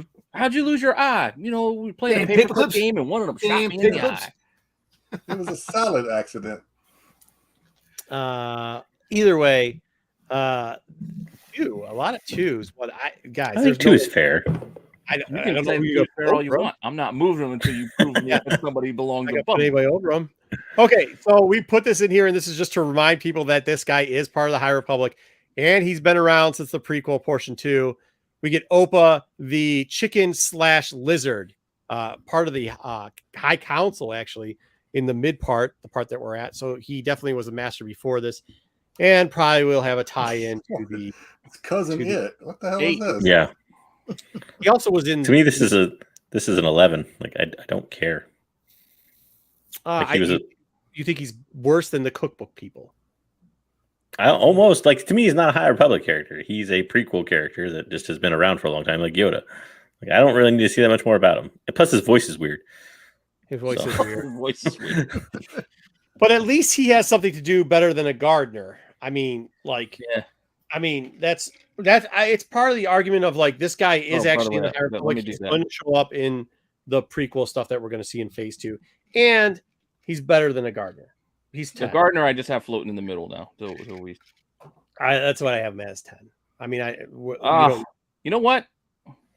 9, and this Arkov's getting another Wookiee bump up. Oh, Arkov's getting another Wookiee bump up. 7 That's or 8. what I'm thinking. Now I'm looking at Opa. Opa Rancisis. Yeah. I don't know. Snake chickens. That's always a good. It's always a good bet. He's alive. Yeah, he dies right before the last. His perm gets him the 11 spot. Nice. Yeah, we gotta get him some Soul Glow. Move Nim to 10. What are we? We're not moving Nim to 10. Lower than Wookiee, but better than. Okay, where are we putting him? Seriously, 10. 9. 9. 9. What are we doing with the Wookiee? Are we moving the Wookiee down? Wookiee's going up. Wookiee's going up. Okay, move Wookiee up. Put him at 9. I don't. Because I still think the Snake Chicken Man is better than Clark W. Griswold. I agree with that. But we've added in a 12th member so that we could get both those guys out eventually. A last minute call. All right. I don't know how. It'll be all awkward and weird. Okay. He is dead in the current run, Loading Greystorm, but probably will be around in the prequels. So, I mean, I liked them. Oh yeah. We're adding him. Get him out. Yeah. Her. I mean, yeah. Talking about him now, though. Where are we putting Loden? So, I think 7? I think what, like 7? Deuce. 2? Yeah. I was going to say 1, but I know you're not going to do Porter. it. So I like Porter. That's why I have Porter at 1. But I do think Loden will get a lot of play in that story. Okay, I'll give you that. Hey, I'm looking forward. But I like where you guys are going with this. It's a 2. Yeah. I like him at 2 because again, it's not above Porter. Hey, he may be. I mean, as far as like what it's a waste of your time to argue that. As far as as far as likability, I don't know. But as far as what they'll use, he might be. Like to me, this is the Qui-Gon character of the High Republic era. Like he died off early. He was like the first master we saw killed. If you go Qui-Gon versus Obi-Wan, you're not taking Qui-Gon Jinn any day of the week. That's what I'm saying, because Porter's going to give you that Wolverine factor. Like you're going to get that little bit of badassery potential. Even one or the other, but I'm saying that's how I think they're going to use him. Is he's going to be like that character you'll see a lot of background of, even though he's dead in the current portion. I like him I always have. I liked him until they offed him. Yeah, I really do like him. But if you have to go, which character's cooler? Porter.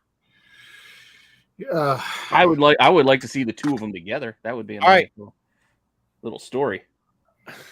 It's Wayseeker wants it at a 1. Some people want it at a 2. What does Dom say? Dom will be the deciding factor. You can win or lose with Dom. I say 2. There you go, Dom. Sell out. Right. That wasn't hard. No, actually, that's 2 in a row, Dom. That you've I was thinking about shuffling 3, 4, and 5. We might get a shift. We might get a shift. Right. Comac. Comac the last book or so got pretty intense, but I don't know if it's better than Nib. Yeah, I had the picture from the book cover, but it was just too blurry, like the image I had. I think Comac was better before the last book or so, personally. But anyway. JJ, this is a fan favorite of yours? I like the character. I do too. Yeah. To me, like he's more interesting than I'd almost went at 4. He's more interesting than Skier and everything. Plus, angle nobody thought of yet to mention, but people who've left the order become Lost 20. Last see him leaving the order. There's a valid point with that. True. I do want it, but do you want to see more on Orla and why she left? Then I'll be honest with you. I think you put any Sith. I don't like Killer Crockett 3, to be honest with you. I was gonna move. I would definitely move Shakir to 3 because he's more upfront in the whole story arc going in the beginning. Who you want to move? But that's not. I mean, more worried what you're going to see. I don't think we'll see a lot of Skier in. No, I'm just going about now. But the first years arc, in the past. no, the first arc, we got to know who he was. You know, guys, let me put it like this way. Let me put this little interesting bug in your ear. Would you rather have? Hold on, Pete. What are you doing here? I'm racking. No, you're just he's racking. There's only one. He's racking as he sees fit. No, Killer Croc. Move Killer Croc to 6. I like this. Move Killer Croc to 6. Why were we making a jump of 3? That you really have to me on that. I can understand. If you're talking, this is what you were talking about. You're talking about moving the character to 3. So if I'm moving Croc, everybody go to 4. He doesn't go to 6. Everybody in the chat's putting him at 6 and 7 here. So, and you know what? As much as I like Comac, and I do like him a lot, if we're talking 150 years in the future, he's human. So, are we assuming that he's probably somewhere in his 40s or 50s in phase 1? Back up, put Skier back up, put Orla back up, put him at 6. That's what the chat wants, anyways. Except I think there should be a move for Killer Croc, and this is why I'll say it. I think Killer Croc could be any Sith. You understand? I'm gonna have to fix this right now. Once you go to the final character, which is why don't you just do that so I don't have to do double work? What's the final character? The one I just added. This whole thing. If you wanted to add somebody that you said I forgot, though they were not on the list. One, maybe 2 at best. They might have been mentioned in the chat, but I asked for a list. You gave me a list. Sav was not there. Yeah, right. I know. I messed that one up. That's not. Sav, awesome character. Court this is Court's little mentor. She teaches him. Has got a huge past with Yoda. She's got 2 purple lightsabers. She kicks ass. She's got the Umbro's fucking head. She ends up holding a whole temple to herself. Yep. Does anybody not want to hear more about her? Jedi. No, that's isn't why I'm she the saying one that got we have to re-rack again. She was introduced in High Republic Adventure something where she was Yeah. actually jumping from one aircraft to another in atmosphere. So apparently, No, it wasn't in the atmosphere. No, it was above the temple. It was when they came down to try to blow up the temple. It wasn't in the atmosphere. yeah, so they were in the troposphere, the lower part of the atmosphere, the They whatever. were kind of just like, And so air friction has no effect on her, so she can just ride these things standing on. yeah, with the Force. amazing. It's Star Wars. As Wasn't there an entire sequence of that in the movies? Yeah. Like, don't you? So they call it the two ferns, where you say like that's the most impressive thing ever. Horses are on it, but like she can't do that. I don't understand. Well, as Ruben explained in Between Two Forces, those starships were not moving. They were rising, weren't they, on the water? Yeah, they're rising up. I happen to remember one part where somebody jumps over a starfighter. Yeah. Like entirely. Anyway, do what you're gonna do. Oh, we're you. Sav is 6 and 5-4. Adventures 8. What? Sav is 6. There's no way Sav is 6. Really? All right. Well, Chat overrules you. Yeah, they overruled me. They're wrong. I would have went 4 personally, but yeah, I would have put her above. I would have put her above Darth Croc. I think 4 or 5 is fair. I think 5 is fair. Yeah. Okay. Yeah, well, see what I would have done. I would have flip flopped Skier and Orla, and I'd had Skier at 6, Orla at 5, and Sav, even though Sav wasn't on the list, at 4. Just because I would. Yeah, I would have Sav at 3, Skier at 4, or at 6, Killer Croc at 6. Yeah, Killer Croc, I still get the Sith bump. That's why the 3 is there. Okay. Because why is it there? No, but what I'm saying is, does anybody actually raise your hand if you actually like the character of Killer Croc? Well, we don't know anything yet. We don't I don't know know anything We just about see a it. picture of him. We just Like know he one exists. panel in a flashback, not even a flashback, but like a Right. You don't hologram. rate the character on not knowing Yeah, anything. cool Mike Mayhew cover. Because it's the only Sith that we This- essentially have. So People who even Sith. say they like it call it Killer. When you're calling it Killer Croc instead of Darth Crawl, you're making fun of the character. So it's not a cool cover. That's not I actually true. think you're the one that started the Killer Croc thing. it was That was JJ. me. Yeah. Oh, you did. Hey, JJ okay. started, and then I couldn't No, but unsee it. A lot of people said it. No, but it's not just 2 people. I think a lot of people called it Killer Croc. So like, let's be real. I mean, All right, where do we? How are we finalizing this? Does that putting in 5 and breaking Five? a weight chart. 5, 6. Well, I don't know what this means. I think, Croc. I think It's a tie, he means slash. that's a tie. Slash from Guns N' Roses? Yeah, we're ranking him high because is a Sith. That's what I'm saying. Like, just because he's a Sith, we're ranking him high, even though he's got no. That's what I said. Like No, you're I ranking agree, them. I agree with you, JJ. I'm agreeing with you on that. I've said it, since the beginning. I don't think he should have been so high. But this is what you get. Good day, sir. Wow. Can't you put Orla back at actually put it 3 and then move Darth Crawl to 6? This 3-step drop, I'm not seeing how that just comes out of nowhere. I think a lot of people, because I think it's What a lot of people. I think, well, if you look at What a lot chat, of people. if you look at chat go, that's one. Let's go back. Yeah, but a lot of people also put him at 2 and 3 when he was like, Yeah, I know, can't ignore that. A couple of them had him at 1. That's what I'm asking you. Dom says it. I said it. JJ said it. That's 3 out of more. The only person who's saying not is this one. There's a couple of ones No, in there.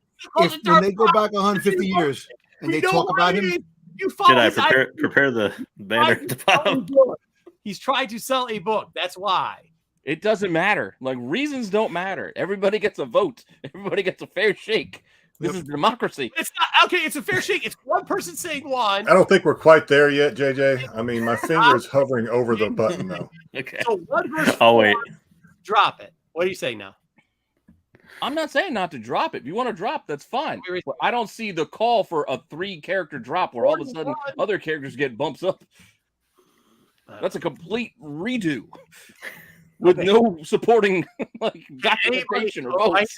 Right now, can anybody give a one reason why Darth Croc is at number 3 above the characters A's above? Because that's what people voted for in the chat when it came up. Yeah. Partly. They didn't know the other characters is what I'm. I mean, if we're letting the chat have a vote, even though they're only voting for him because he's a Sith, like that's a good thing. If you're only voting for him because he's a Sith, to me that's a bad thing. But if that's what they're voting, that's what they're voting. So. You got 2 people for Croc in the chat, and you got 3 for not Croc in the chat. So I like the list. Darth Lopez likes it, or Darth Ram likes it, and we got Zaggy just laughing and doing. You know, if they actually use this character in the future, like now it'll be Darth Croc in my head for ever now. Yeah, I know. Instead There's of nothing else. Yeah, I know. forever going forward. With no, You see him on the cover of a Batman book, you're gonna buy it. Here we go. Right. No supporting documentation. There's nothing to back this up. This is garbage list. All right, but I love it. Good job on the list. Yeah, let's move it along. There it is. We're done. At least we got to throw the 2 in the trash. All right, fair enough. No, we didn't. There we go. Get out of here. Get off the board. I don't even want you on the board anymore. Look. All right. Yeah, that's cool. Yeah, that would be funny, BK. All right. Probably be about $100 though. You don't even know if he's a good antagonist. All right, up next we've got what do we have? The ranking slab, whatever slab. Kill. Yep. S3. Yeah, Slab Cell. Yep. All right. Sounds kind of violent now. Well, now that we were yelling about Now that we're like week 5 into this. Hey, Wayseeker, I like you. I was trying to put her higher just to let you know. You can send your hate mail. Please send your hate mail to Pete at Renovision on IG. And then after that, you can go right down the line and send it to Jedi Johnson. So, all right. Fair enough. Let's go. See, they're already mad at you, Jedi. I'm just saying. I mean, so if they introduce Snoopy as a Sith, we're going to put him at number 2. Well, that'd be awesome. Because he's a Yes. Sith. Yeah. That'd be number 1. Yeah. If Darth Jar Jar was on this list, No, I agree with Jedi. See, like the whole panel up to Pete agrees that Darth Killer Croc should have been moved, but because Darth Lopez is trying to sell second print, we it somehow wasn't just Lopez is Lopez and BK, and you can't believe anything BK said. He lies all the time. and Ruben, which is why he's yelling at Jedi right now. Oh, I don't know. I thought they was part of their stick on the Two Ferd show. Check it out. Could be. Regardless, it's there. The support was there. There was no support. Sir. We've locked in the list. It's already been saved. Yeah, go Yeah, stash. it's gone. It's done. We have spoken. BK back has already ruined the show. I have It's only been- spoken. I have spoken. He's already ruined the show. Don't you have another wedding to go to or something? Oh, man, this Wedding? is Anniversary.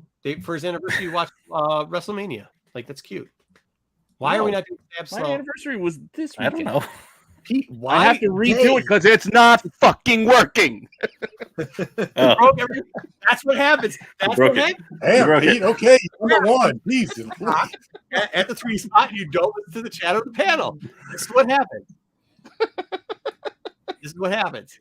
Darth, this is. I could give you a Darth Lopez explanation. Well, you know, it's a Darth. Yeah, It's a I had to Darth. reload it. That's why it wasn't there. You don't need an explanation. yeah, there it is. I'm gonna get to a point where I eventually skip this explanation. Yeah, we can do an explanation. Yeah, we can skip it.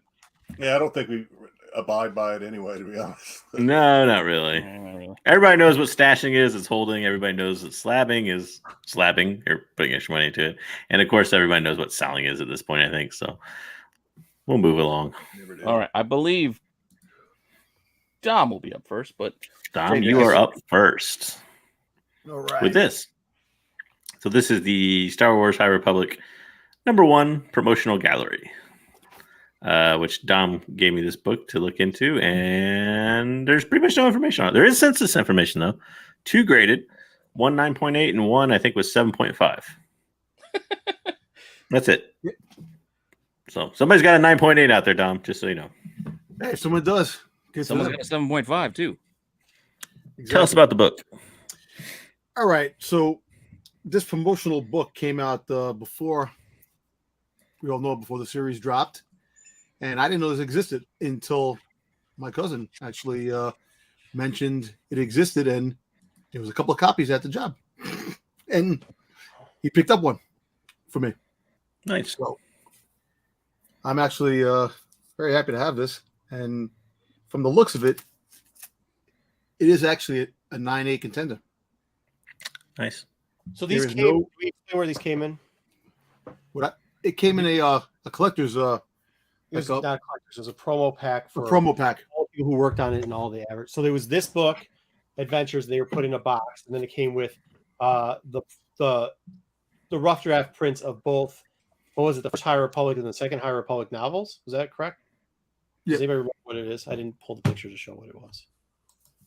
So that was the Adventures one that came with that, right? It was a two promotional, right? It was both. They came with Oh, it was both. Okay, Yeah, it came with. So, Here, I'll send the to picture. me, this one's easy. I understand what you're saying. Yeah, so it's like in a press kit, kind of. But It's a press. for- It's exactly what it was. It was 100% a press kit. Yes. Yeah, I think I'm with Jedi here. I know where Jedi's going, and I think I'm with him. Okay, so to me, this one's easy. You slab it, and even if you put since there's no others listed, really, you put your I don't really care if I sell it or not price on it and see what happens. I mean, you're pretty much setting the market. Put some huge number on it, I concur. unless you really love it. Yeah, I Well- mean, he's not going to do that. He's just going to slab it. You should slab it to keep it safe because you're not. Yeah, I was thinking about that. There was a raw sale, maybe about almost a year ago, That's when it came out. Really? It was about a year. Yep. about $450 raw. So that was a year ago. After that, I have not seen any more of these at all. You know, but I do know that some of the cases as a whole, when it first came out, they were saying, Pete, I sent you the picture of it. If we can pull up the We got case, All right, give me a second. I know that the black market going rate, because if you got caught selling them, you're in trouble, was $1,000 for the set, for the whole, like, it came with a little tie on it, the whole kit and caboodle was $1,000 for the set. And I think they're hard to come across. I really do. I think it's So what's in the guts of this thing? It's not that I would Yeah, ask that's what I was going to ask. Dom to pick it up to open it, but what's inside the guts? it's the comic. Yeah, it's a comic. It's the It High is the This Republic. comic. isn't a gallery, though, is it? Yeah. Is it a comic or is it like a sketchbook? Oh, Because they wouldn't use the term gallery. I wouldn't think it was a comic. No, it's I haven't even opened it. I'm not going to lie to you. I haven't opened it, but Well, don't. It's like a But preview. It's like when they send you the preview of the stuff. So it's not going to have the finished artwork in it. Yeah, it's gonna probably not be a complete, like maybe the first. Well, somewhat like an ash can. pages. yeah, something Exactly like what it is. Dash can. that. There But you it go. does have the first appearances of these characters, if you really think about it. Yeah. If you Well, that's why I'm curious whether or not it's an actual Easy, comic Dom. versus a sketchbook kind of gallery thing. Because they've done those before for other things too. Like there was a very early Harley Quinn appearance in a Batman gallery issue, which was like They're pinups and like, such. okay, so like those novels that you see on the left side, they're like, like those were 400, 300, whatever. They'll give you like 60 pages, 70 pages, 80 pages. The same thing with the Yeah. little books. But the one thing that I'll say is they're all going to be in pretty good condition if you can get them, as long as people, because how that box worked. if you Well, could what pull about that 7.5? What's 7.5? somebody must have folded up, put it in back Greatest pocket. seven. Great. One's a 9.8, one's a 7.5. Out and threw it on the table. That's what I'm saying. So you're either going to get it where people left it in the package how it came, or they're going to throw it up. Not without gloves. Or give it to their kids. I just wanted to see Oh, something. Like somebody in I just the opened the top cover. To got look it at and the had corner. no clue what it was. They'll give I it just to their wanna see kids or something really something to read or Yeah. whatever. I mean, it's You going to be open rare. that For you Dom, to- so- Like it's just this stuff gets Yeah. thrown away a lot too. These Yeah. promo packs. I just wanted to make sure that corner, it was the shadow that made the corner look like it was a dink. But this book, if it doesn't come back a 9.8, I don't know what 9.8 is anymore, because everything is sharp on the corners and there's no So I think it's stash. nothing. Yeah. We're gonna And you stash- haven't graded it yet, Dom? I mean, I got the living hell beat out of me last week. I mean, to me, I'm with Jedi. This is a slab, and it's not even a stash. Like, just slab it. And it doesn't even matter if it's this rare. It doesn't even really matter what the grade is. You could probably sell that 7.5 slab copy for a few $100 I bucks. get it. Well, And you he didn't said pay anything for it. when he says slab, he means slab and stash. That's what he means. He's going to stash Yeah, this. well, same difference. I'd still with Slab. He's though. never gonna sell it. But I'm with JJ and Jedi. I'm slabbing it, and like I don't care about this book. Like it's a preview book. If you've ever had hash cans before too, like But let me ask you a question. Mhm. Wouldn't you hold on to it to something that jumps on TV with the High Republic? This book will even shoot up even more. yeah, I don't know if that's true anymore. I think the No. way the market I don't know. goes, they're so far ahead of it. I think by the time things start Yeah. showing air, Well, and also, It's too, late. when something's that rare, it's really hard to put a price on it. Even if you say it shoots up, but you don't know what the price is right now. Mm. So how can you say it's going to shoot up? Yeah. if this came back, if this came back 9.8, There's no other. There would be no other on census. If Well, there's the one. there's the one. What was it? A 7 something? No, There's there's the 7.5 1.98 and a 9.8. 7.5. Oh, there's 9.8. Okay, so if this thing were to take off, we're talking Clone Wars Dave Filoni cover type. no, I don't think you are. Are we? No, I don't think you are. Actually. I don't know if we I are. mean, isn't it that rare? Maybe more rare. It's Well, probably The a rarity rare, doesn't but determine everything. It's got to be wanted too, and I'm not sure it's that wanted. Yeah. Like Dave sketch cover or Dave cover of a character he created. That's what I'm saying. Like I don't think it's that. It's still cool, but I don't think it's that. I mean, it's a huge collector's item, but again, like Marco said, it has to be really in demand to be like a Clone Wars 1 variant. Like, I mean, people have to want it. There's 1,000 Clone War 1 variants out there. That's actually kind of a lot. It's not that rare, but like there's 100,000 people that want one. So how many total Wayseeker? Do you know how many total pages is it the whole book without the writing in it? And like it's just it's almost like an ashcan or a preview, right? Like it just shows you kind of what the art. So it's not a comic, no, right? Well, So basically, According to it's what like Wayseeker's saying. the half, the Phantom Menace half that you get in the one you get in the mail because it has sketches of the characters and Yeah, but that had a story. comic story in it. no, it's some of it. Some of this is the printout of the comic story. It just doesn't have. It just doesn't have the like actual verbiage that they put into it. You know, if I had gloves, I would open it. I can look because I actually very curious in looking into. It's probably what Wayseeker. I mean, that's what we were kind of hinting at. What Wayseeker yeah, said. it's probably all in all a preview. So it is I got a few yeah, pages. like, sketches in. Yeah. Probably no text. I mean, you could probably get how crazy some of this stuff is going for. Zach says it's half and half. That makes sense. That makes sense. He's just making. He's joking. That's right. Ghost. You're probably right. It's probably like 12 pages of comic and like 8 pages of sketches or something. Yeah. I mean, like if you got it in 9.8, would you sell it for $3,000? You know what? If I can get $3,000 for it, definitely. 2. I mean, I think you I slab got it it for and free. So don't undercut yourself. Oh, now but you're not actually going to sell it. Yeah. No, I'll definitely hold on to it for one particular reason because you don't see many out there, and you don't see any out there. Period. Like I think you're first to market with it as a 9.8. I don't think that's just how the market is. I don't think that's outrageous. I don't think it'd be outrageous. I mean, $299.99.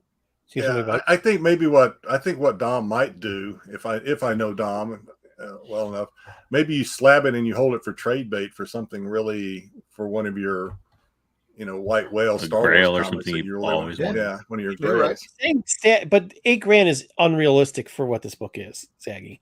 Like it's not $8,000. Listen, if not somebody raw. wanted to give me $8,000 for that, I Slab would even sell it 9.8. in a heartbeat. Yeah. Oh, hell yeah.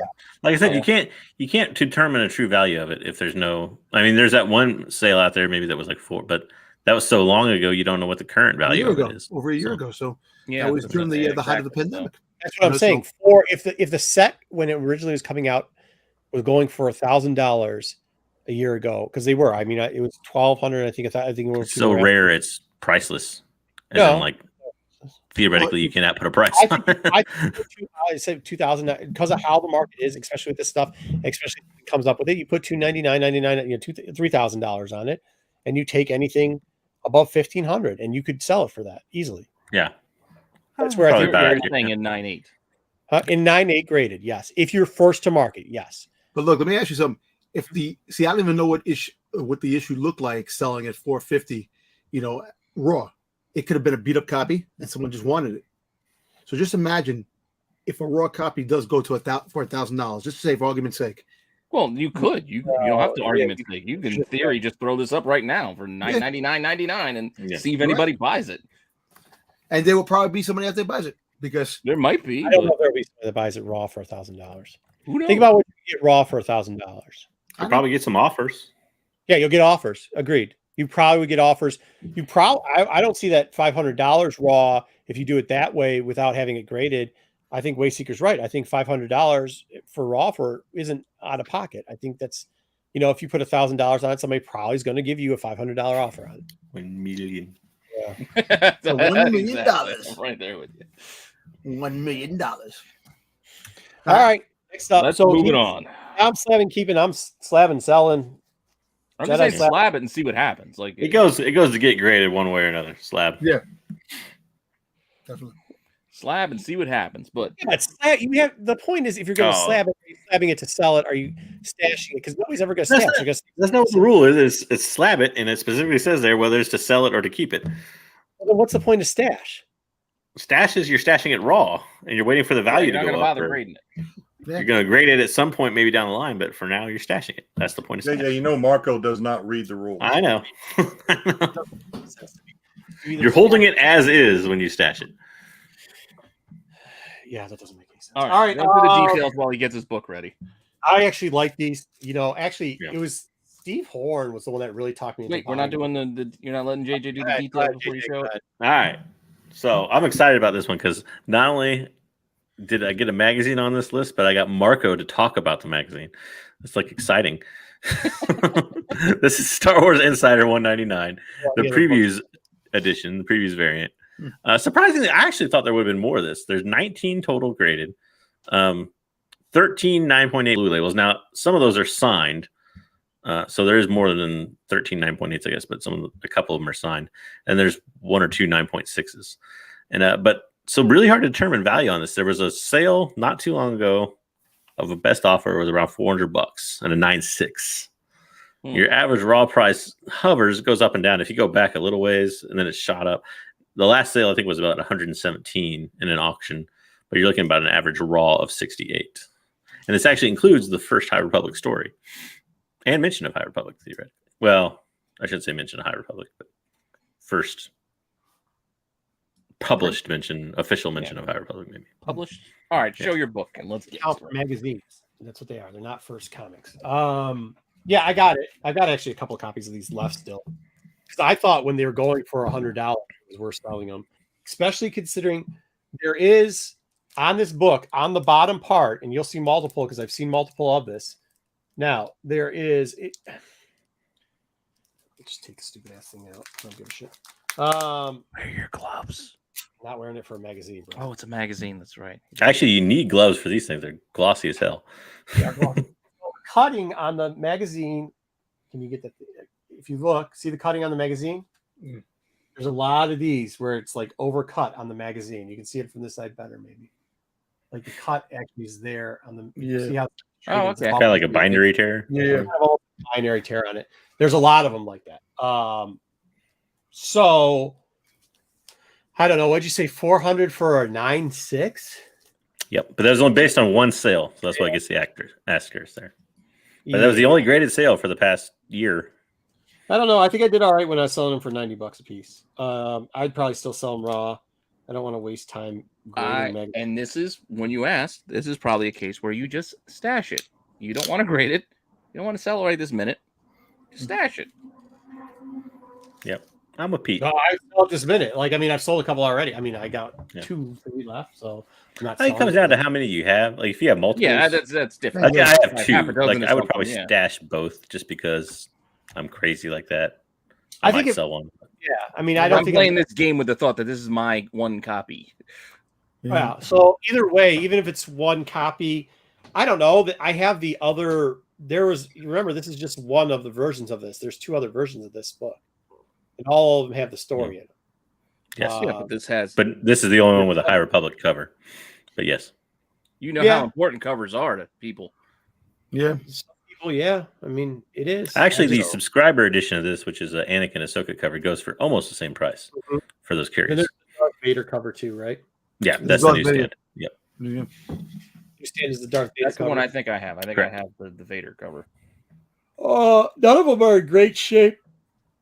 I mean, all of them came out with problems. The newsstands were fucking rough as shit.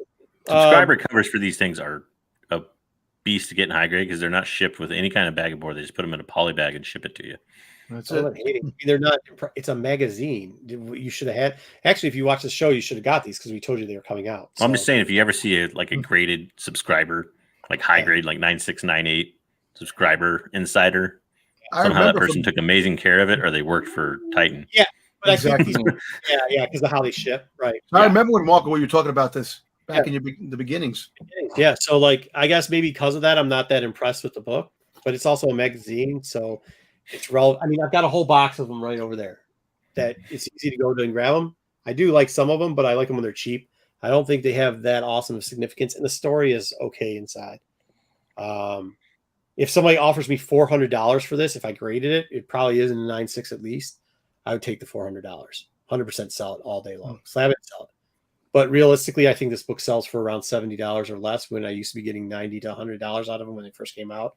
So it's probably a stash right now. Actually, it bounces around. There was an auction that just ended pretty high. But yeah, you're right. It's usually around like 50 or 60, 70, kind of kills the average. But yeah. I think it was a $500 sale at one point.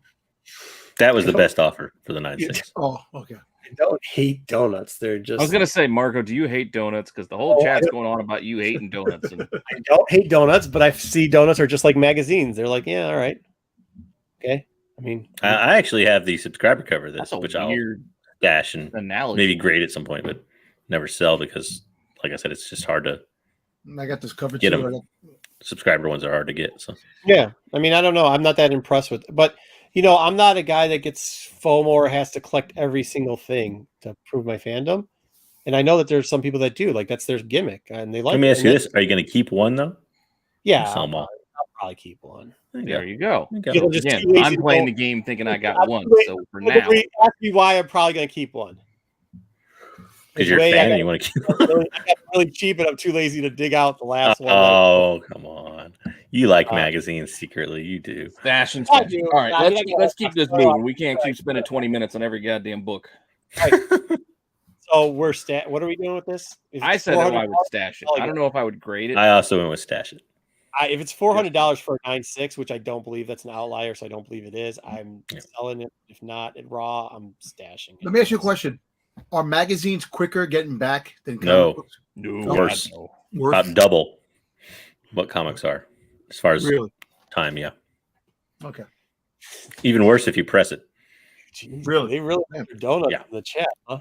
Yeah. Yeah. Go get it pressed, Marco. You'll see it in 2024. Yeah, that's what I'm saying. Oh, no, 2024. Scott, no. It'll be here right in time for the release of the show. There you it's go. Either glazed or you got to get it with custard. Get out of here with that sprinkles crap. All right. So, next up. Move along. I believe this is Pete's book. Oh, yeah. I got it. It's been sitting here next to me. Yep. Got the stats on this one. This is an interesting one. High Republic number 1. 1 in 10. It's called the concept variant, but the cover artist was Blanche. I can't remember the first name. Sorry. From the Golden Girls? Blanche. But so vast majority are graded 9.8. So you get 730 total, 671 graded at 9.8. But the book still does really good sales wise and has actually ticked up quite a bit. $76 average in a 9.6, 140 average in a 9.8, and 34 in a raw, which is pretty high for a 1 in 10 of a highly published book. And of course, it's the first appearance of any number of characters, but kind of becoming more and more known as the first cover of Lorna D. There has been some debate. I guess people have tried to debate it, but like if you go back and look at the concept art as Laura D, that's actually concept art that Star Wars officially labeled as Laura D. Yeah. So key identifier for anybody ever wondering is the spider crest thingy on her outfit. That's from her home planet or whatever. Yep. Looks like an alien. It looks like a facehugger. Yeah, it does look like a facehugger alien. Yep. That's a good point. It's going to come eventually. Somebody will. Yeah, I mean, I could take this thing out. I mean, I don't like saying things are 9.8. Just saying it. So it's at least a 9.6. I don't see any ticks or anything down the under spine of the thing. The corners are sharp. I don't think I've ever taken this thing out of here. I've had a couple of these.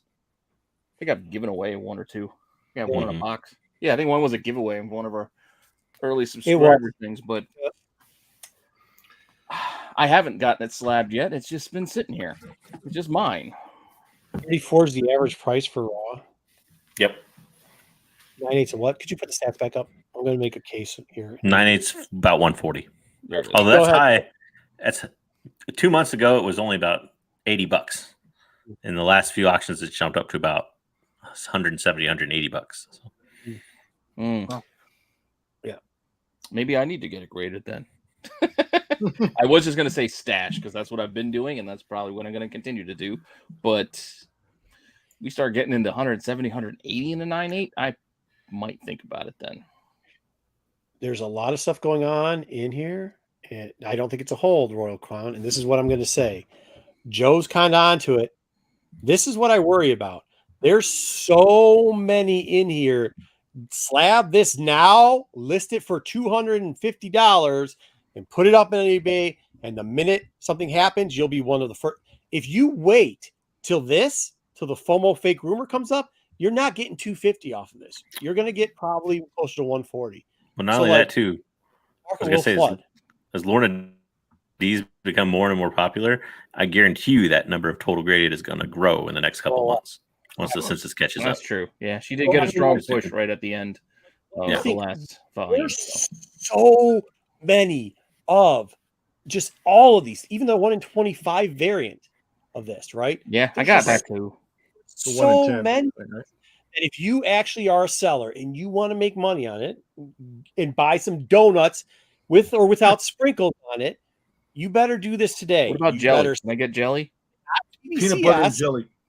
Whatever, I don't care. You send it to you send all the copies of these you have to CGC. You add it onto the census. You post it right now for $250. You post another one for $210, and you hope to shit that when it pops, yours are 2 of the first books to go. Because by the time everybody else lists their books that they've already have graded of these, you can't be listed for $250. You can't submit it now. He's saying it won't sell right away. He's using it. Pop comes. You hope it doesn't sell right away, but what if it does? And you're like, well, I'm gotta hope that actually getting it back from DVC. You have to hope that Funko doesn't come out with a Funko Pop. Okay, no, you don't. Actually, you don't actually. I don't think that moves the needle that much on that. It does. You know why? Because they're putting it out in the public. These characters, there's no toys, there's no nothing out for these characters yet. As soon as something comes out for these things, it's going to get peak interest. There's 730 total graded of this book already, and the character hasn't popped yet. Keep in mind that's months behind. That means, and that's on the census that hasn't even been updated yet. That means you're missing the important part of it. 671 are already 9/8. My point is, you want to sell this book before people list this book. If it's selling for 180 now, what do you think likely? Like, where do you see the top of this book? When all of a sudden that total graded number comes out to 3,000 total graded, where do you see the height of this book actually expending if they come out with a pop? I'm just asking. Seriously, I'm just asking. Well, you're right. If the pop comes out, you want to have this book. You're right, Dom. You want to have this book listed when the pop comes up at 250 so you can sell that book. Everybody else is going to list the book after that. That's all I'm saying. Well, the other tricky part is, and you got the curveball of this being oddly a first cover appearance with her nowhere in the book. And her actual first appearance is 9 books away from this. Yep. So if she does pop as a character, what pops? Is it her actual first appearance, or is it this book here where she's only on a cover? Both will pop a little bit. I think both pop, but what if one pops more than the other? He has a first appearance with a cover too. The on number 10. Who? Lorna D. Oh, she does. Yeah, you're right. Yes. Yeah, she has a first appearance in comics with, I think it's the C cover or something. I don't know, B cover, whatever. Yeah, but with her on the cover. This is the part that sucks. It's that she's here on the cover, so it kind of not negates, but it does take away from that first. Like they've already kind of spent it in that. It's that Gwenpool kind of weird way. They've already had the appearance of a character, so there's always going to be somebody going, "Well, this was first." Yeah, but they're already selling for like 180, right? So like 250 is not a huge jump if people don't come to market with the book. Does she have a cameo in this one, or is that the next one? Next one. No. It's 3 down, right? She has a cameo in one of them. It's not this one. It's your cameos in like number 8 or 9. If I wasn't mistaken, at the show, somebody had these for $50 a pop. Yeah. Oh yeah. I mean, they sell. The average price is 34. That's an average. The average price is 34. So starting an asking price of $50 makes a lot of sense. Grogu. All right, let's move on. So yeah. That's my advice to you. You can do whatever you want. I mean, I almost say if you have multiple copies, I'm almost a sell on this because I gotta find them. I've already slabbed one as a 9/8. Now I'm thinking. Yeah, I have my 9/8 copy. So now I'm thinking I need to list it for $250. Big Daddy 183. Big Daddy 183. Let me ask you a question. It's a cover, not her first. There is already 160. Tell me what other book has, without it popping, 167. This is behind because it's probably up to almost. Well, if you're approaching it from the angle of you only have one, then his thing of waiting till live action and then flipping is not a horrible idea. What I'm saying is, by the time you wait for live action to list it, the market will flood with these in 9/8. And by the way, no matter what you think, no matter what hot list is out there, nobody's selling 670 books in 1 week, 2 weeks. Like that's well, not everybody's going to sell their books either. That's the other misconception, that everybody's going to list their books. They're not going. No, because what's going to happen is that if it does pop, everybody's going to take their books off to relist them again at a certain price. So the price, they'll have to take them off. Yeah. But if you have it on there already, you'll be the first to definitely sell. I mean, I get it. I get what you're saying. Conceptually, I get what you're saying, but at the same time, the number of graded copies hasn't slowed down Hulk 181. It hasn't slowed down New Mutants 98. Like, if there's a market, the market will continue to demand it. Hulk 181's a full appearance. This is a cover appearance. I know. That's not what I'm getting. All I'm getting at is the number. I'm just saying, don't let the number of graded copies be the thing that scares you off. Right. Also not the high. No, there's a lot of things going. I like it. Look, I want to sell this book for a high price. Don't get me wrong, but there's so many things going against this book. Oh yeah, I'm not saying that is the highest ratio. There's a and don't forget that graded number will explode as time goes on. Yeah. Like there's all those things going for it, and there's not going to be 670 Star Wars fans that either don't have this book already or are looking for it. All right, well, we're moving on now. Who is up next? What is me? I'll never sell. But you already have the book. You're not going to buy either. This is our value book, I guess you may want to call it, of the thing. Oh, I just noticed my 2 different fonts there. Anyways, Monster of Temple Peak #1. Total stats, you're looking at 134 graded, 124 9/8. So the last one was a high percentage.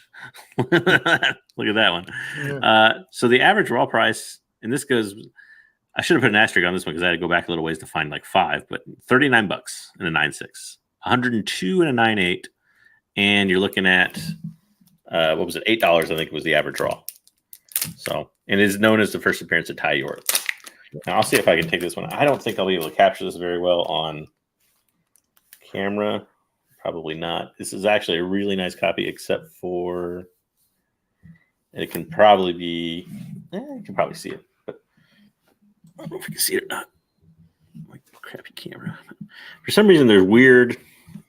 Let me see if I can just single note you. Yeah, like a little thing in the corner. Little ding in the corner, which actually is more like almost like a bindery tear. It's not really a ding. And whether or not you could ever fix something like that, probably not. That's something like a magafin. It's they do it when they made it. It's like the printing. Yeah, and there is a little bit of, again, it's probably hard to see on camera.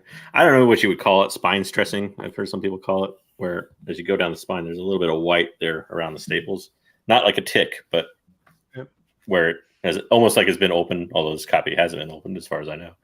Bought it off the shelf. But so that's the condition of it. I don't know whether you get to that 9.8.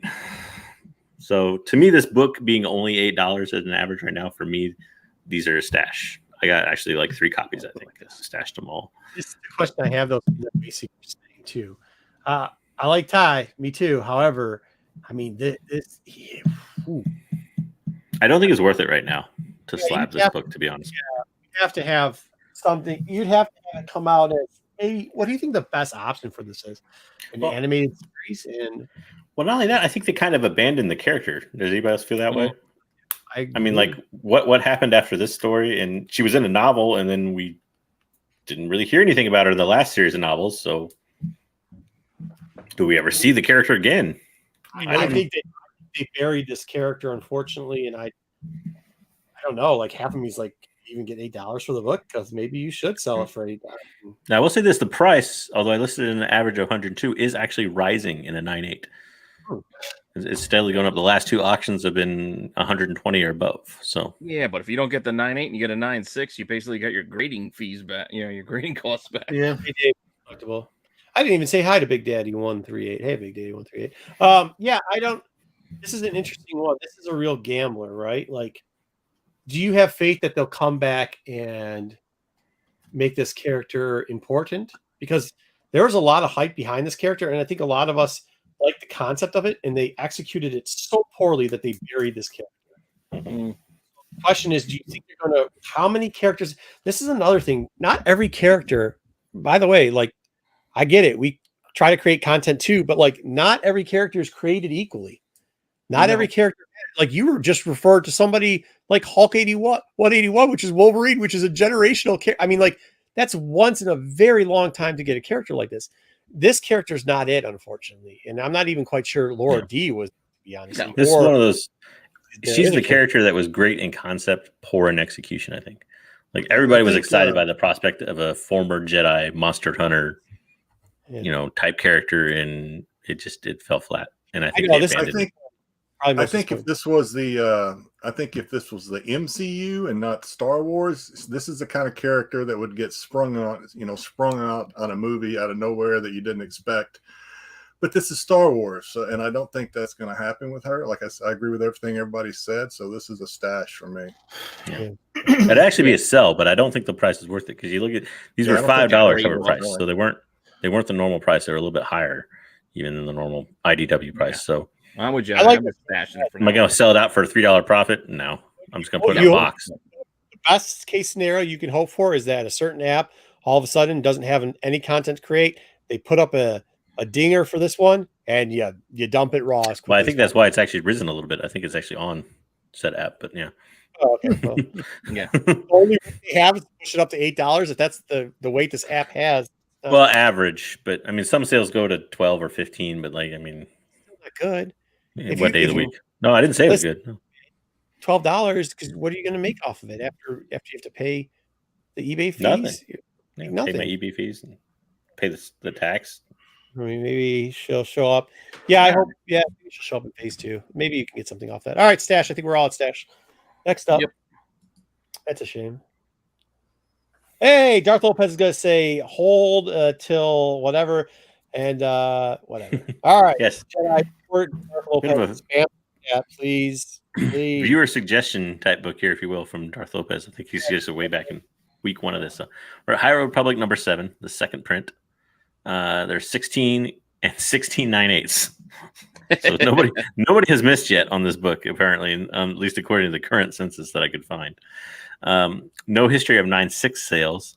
Now, get this. So there's 2 9/8 sales in the past, 60 days or so.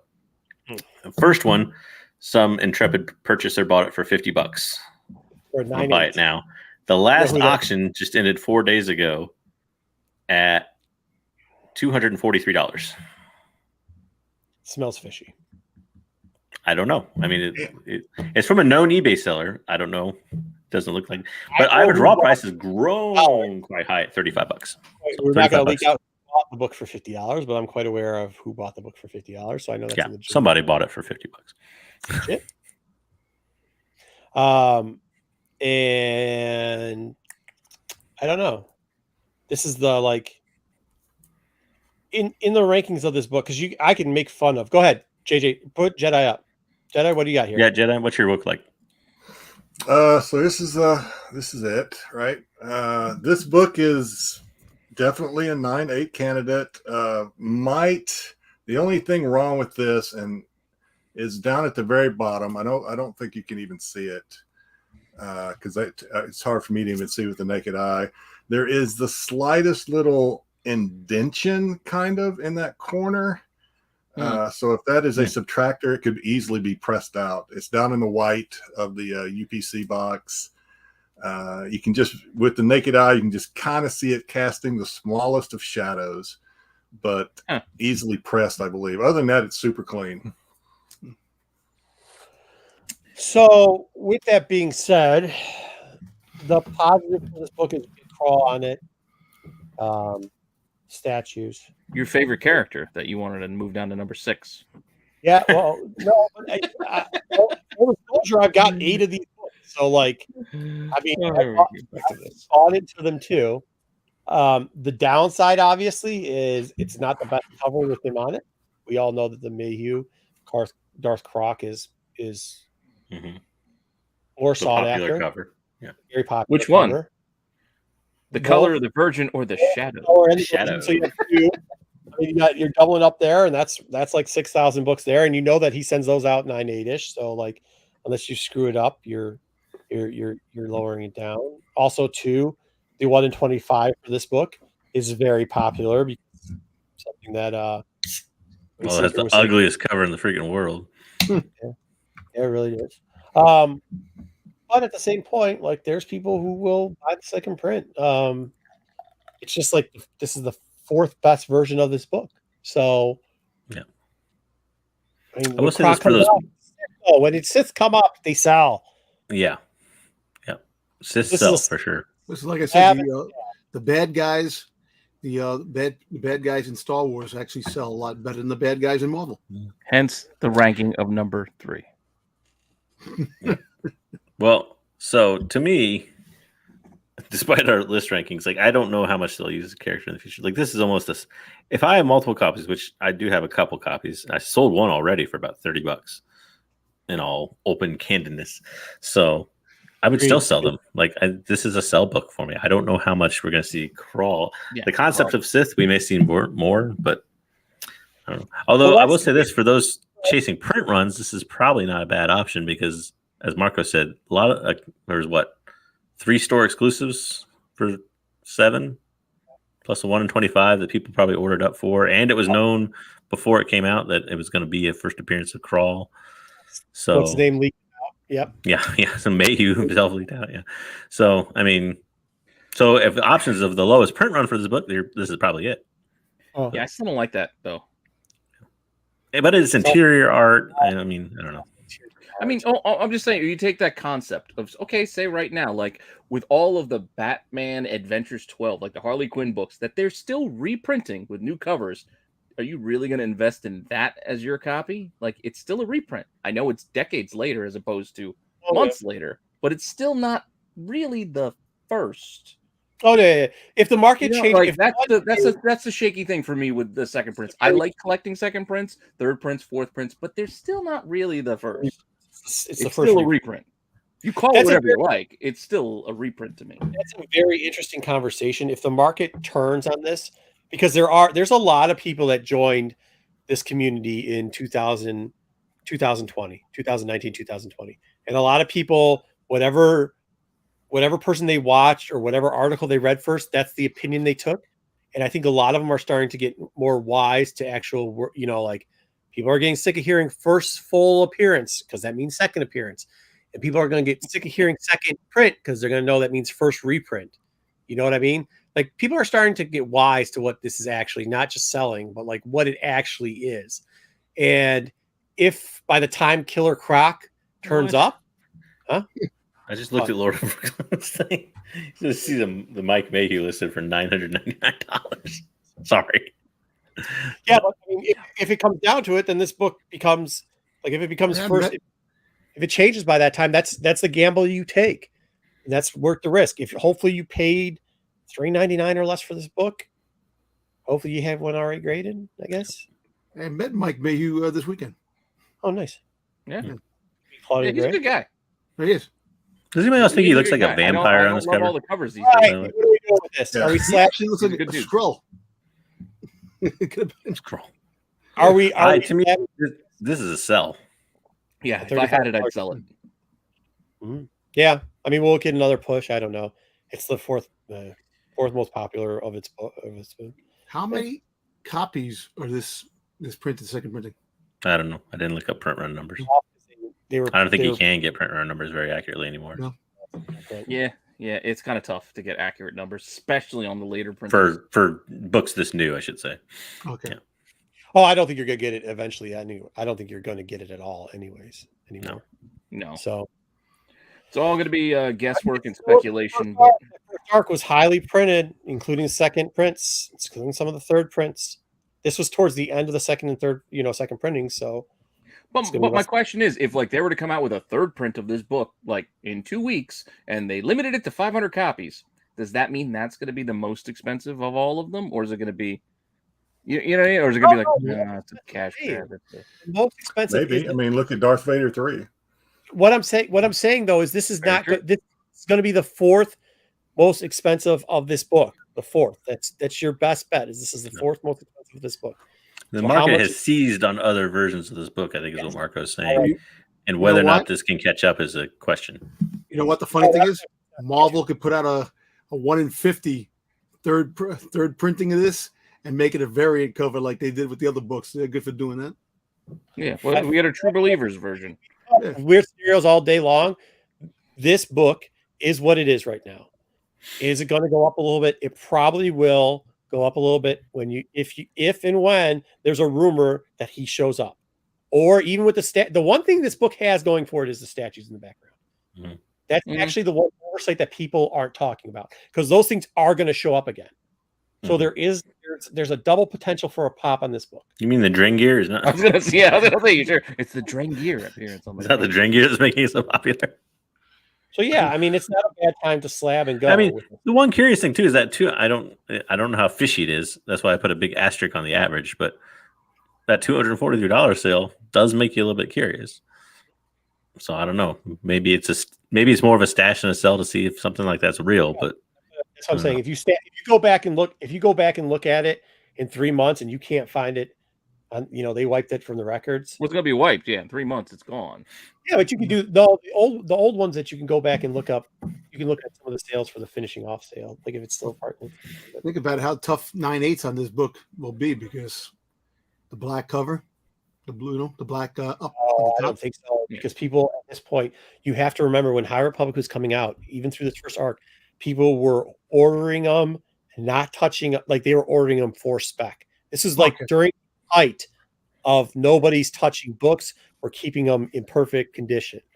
That's why when you saw the 1 in 10, there's so many 9/8 of that, because people weren't reading these books or thumbing through them, or even like they were either getting them directly shipped to them, they were getting bagged right off the bat. So no, I disagree with that portion.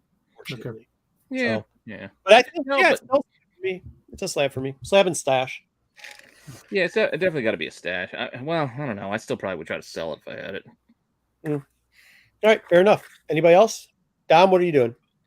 I would definitely, I would grade it and put it away, because second printings are definitely a good sell, and they do rise up in value a lot, depending on depending on the characters. Not all of them. Not all of them. Depending on if the characters are well liked and hot characters. Like, we don't know anything about Kroll yet. Don't forget, this is also a more recent fad. Like, that doesn't mean it's going to continue. I apologize to Wayseeker. I just realized that it's also the first Orla journey, and I didn't put it. He'll never forgive me now. That's why I'm saying, like, if she does good, she'll do better. This could get, but this book doesn't sell because of it. The second print doesn't sell good because of that. It sells because of Kroll, and he's on the cover. Kroll and the statues is what you're going to get. And the statues in the back, if they use those statues again, that's what I was kind of saying about my big sell about like this. The second print craze kind of happened around the same time. You know what? I think this is a book that would do much better in the future if a certain store exclusive didn't exist. Oh yeah, absolutely. I mean, you imagine this is the first, if he becomes an interesting character, and this was the actual first appearance of him with the cover on it, it'd be much more valuable. Exactly. But that isn't the case, which is the detriment for this one. Yep. Great. Oh, good book. All right. Anyway, cool. Jedi, I think you're up with the next one too. Oh. Yep. So this was an interesting one. So this is the High Republic Adventures Annual, the online, I guess you could say it was convention, because they first launched it. Was it New York City or something? I don't know. New York City. Yeah, this was New York City. New York or San Diego online. Yeah. Yes, it's online. Yeah, one of the online conventions this last year. But interesting. This is 25 graded, 24 9/8. I cannot find, for some reason, any sold graded copies, at least on eBay and Mercari and the usual avenues. So, but the average, there's plenty of raw copies sold, which the average price comes out to about $142. And is first appearance of Arbor Porter Ingle, and you could also say Bell Zettifar. And a couple others, actually, but I didn't want to list everybody else. I can't. Vernestra. Is that Vernestra? It is, right? It is a cover with Vernestra and Stellan Geos. Yep. So, Jedi, you have a copy. What does yours look like? Fresh from the mint, I understand.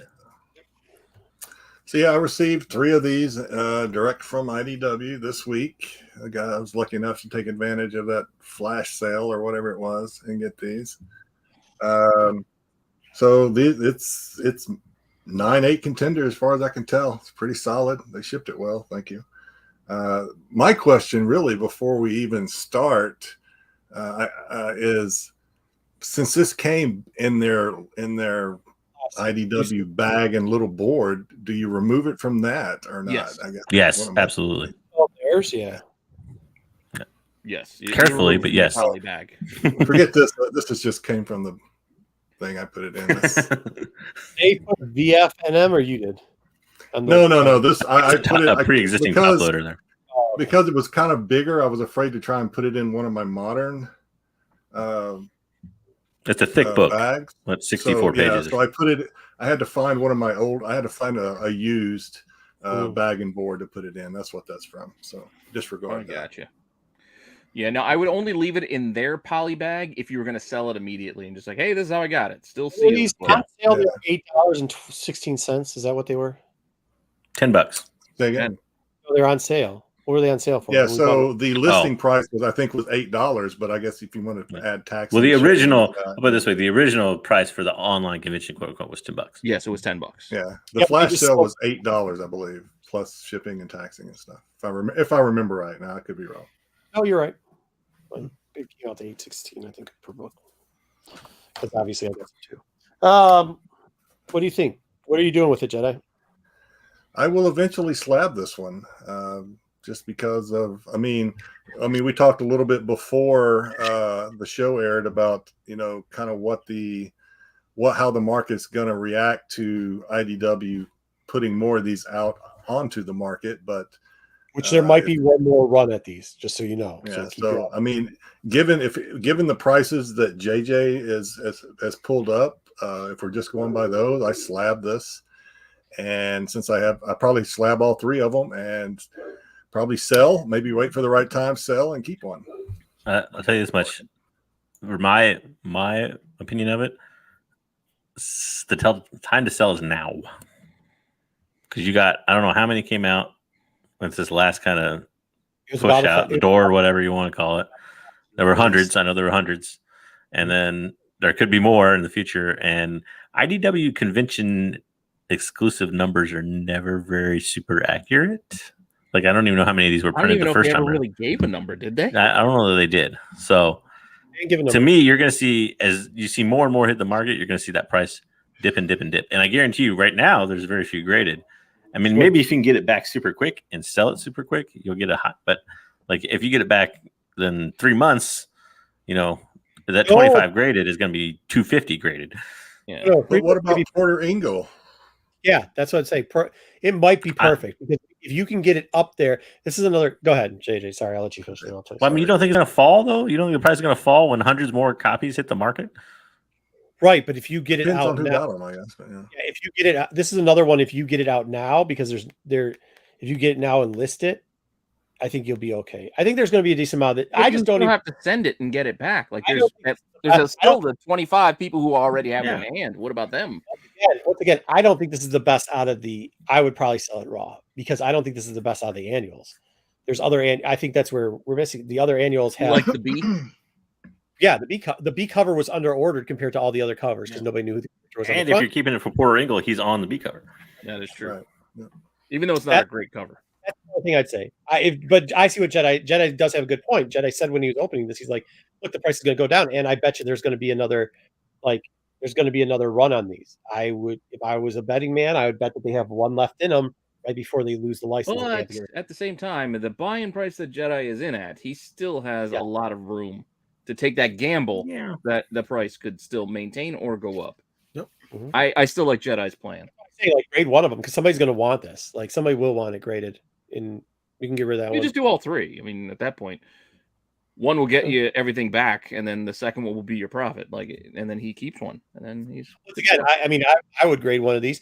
I'm under the second. This is the third best cover actually of it.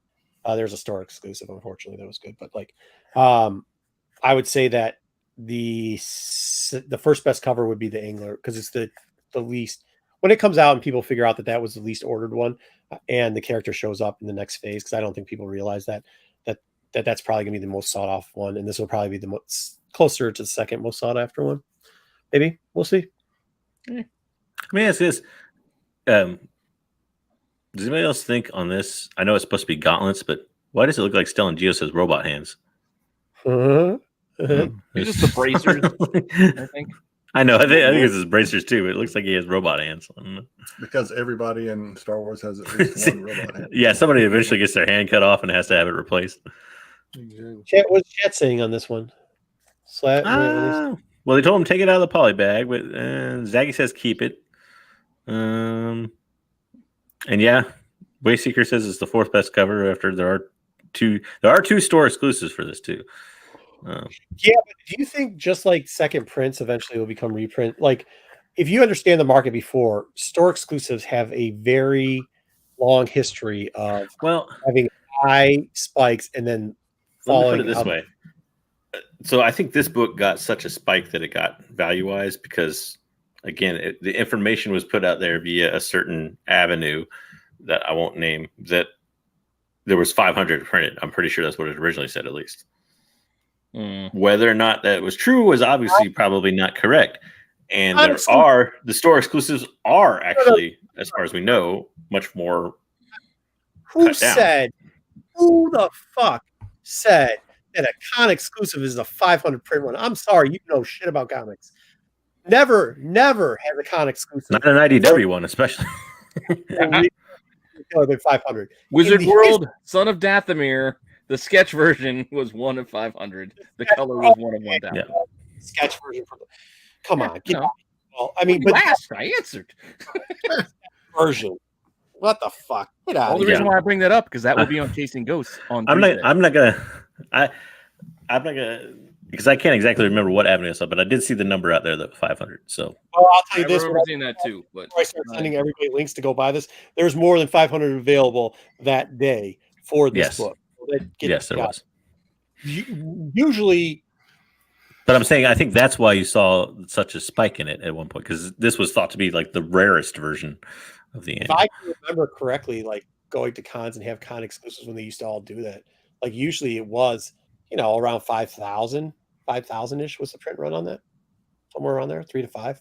Oh, I don't know. All I know is when IDW does con exclusives, at least when they actually used to go to the conventions with the exclusives, you'd see them bounce from convention to convention with the same exclusive. Yeah, over and over again. That even with IDW. Remember IDW did the exclusives for the kid book that had Sokatan on it. First time when she came back into canon.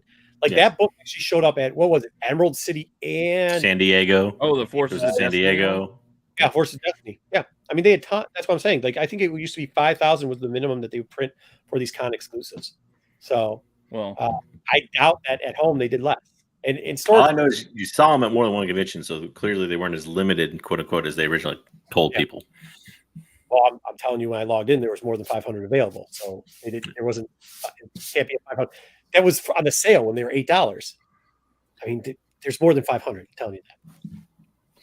Enough of that. I do think he's still slabbing. So yeah, I'd still probably just slab it at this point. Anybody else? Yeah, get them all slabbed and keep the best one and try to get rid of the other ones. Yeah, I think JJ was a sell, right? I'm a sell. I would maybe keep one. He's got multiples. I would keep the best looking one and sell. I mean, there's nothing wrong with that too. I mean, over $100. That's a good turnaround. I mean, like you said too, your buy-in's low enough. You're making your money back. I mean, so you can take that risk if you want to take that. Yeah, risk. it's a gamble. You're still going to gamble. But he also likes Ro or what's her name on the cover. So I mean, if your favorite cover, like mine is the B cover. So. And we know, there could be, even if there's even numbers, printing numbers aside, there's the fact that let's say Vernestra Ro blows up as a good character. This is a cover that she's front and center on, not front and center on a whole lot of covers. Fair enough. No, just saying. All right, Jedi. Good stuff. Good stuff, all of you. What the hell else do we have? 2 hours, 28 minutes. Apparently, BK does not appreciate my language. Oh, that's when you were language. No. I just get sick of hearing all this stuff. You got it. You got a Jedi. You could throw it up if you wanted to. Yeah. Not in my house. No. I mean, I just print number game. Like once you start talking print numbers, you're just making up stuff. So Hey, you son bitch. Hey Dom, you missed your intro today. I hope you go back and watch it. I'm gonna watch it. how was the con, Dom? The con was good. The con, like I said, it was a little overwhelming because it really was packed on Saturday. I got there on Friday for an hour, and it was kind of empty. There was nothing really, like the vendors, maybe 6 vendors. Yeah, in the entire place. And me and my wife walked around a little bit, and then we got there early on Saturday, and we stayed there for like just about the whole day. Oh, cool. They got so packed. God bless her. Shoulder to shoulder. Just say you got a good one. Yeah, God bless her. So I know, she actually was the one that pushed me to go because I wasn't going to go. She's like, "Oh, I like that one." So we went. A lot of celebs, right? A lot of. You had Ming there, you had Cole Weathers, you had William Shatner, you had Ashley Eckstein, and the lines were long. And Did you try Chip Shatner? I wanted to go and wait, but I hate waiting on lines. I'm with you.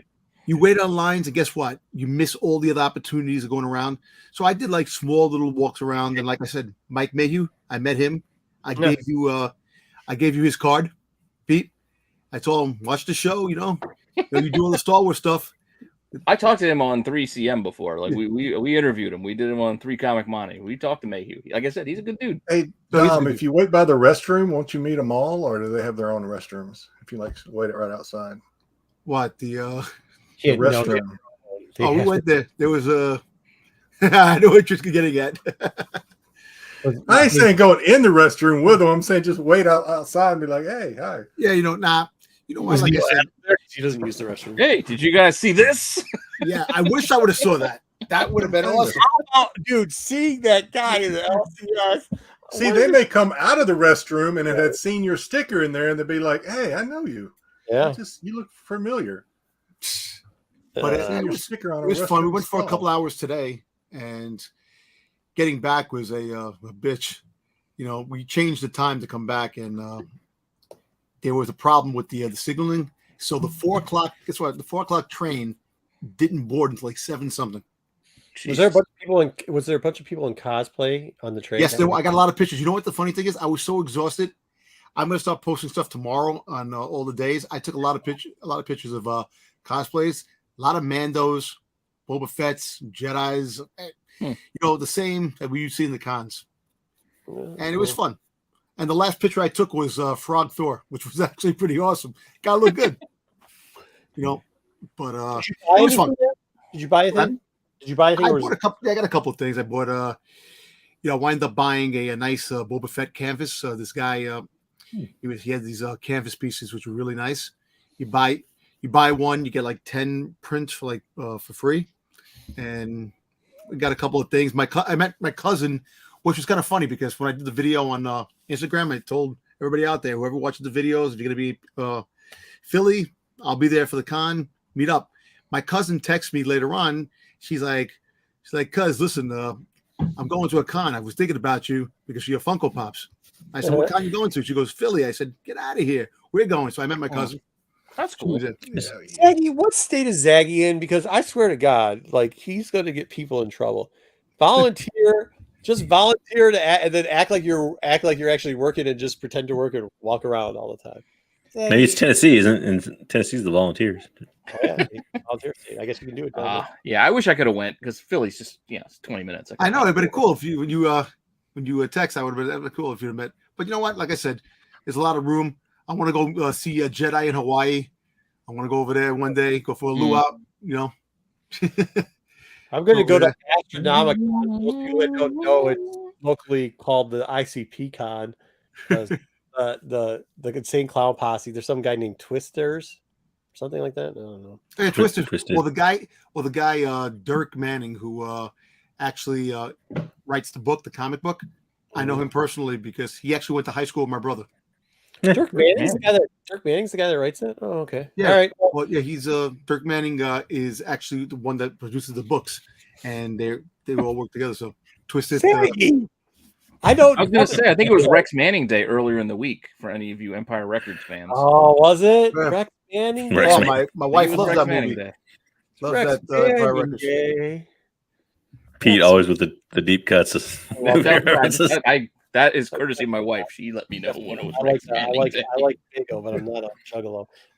So hopefully I'll get some good footage back for that because I secured my not paying to see that con Astronomicon is crazy. Like the first year they had it at the Windermere Hotel, which is a pretty decent, nice hotel, and there was a snowstorm. And you know how like when the air gets thick, like if you're in the northern regions, when the air gets thick, smoke doesn't exactly dissipate too fast.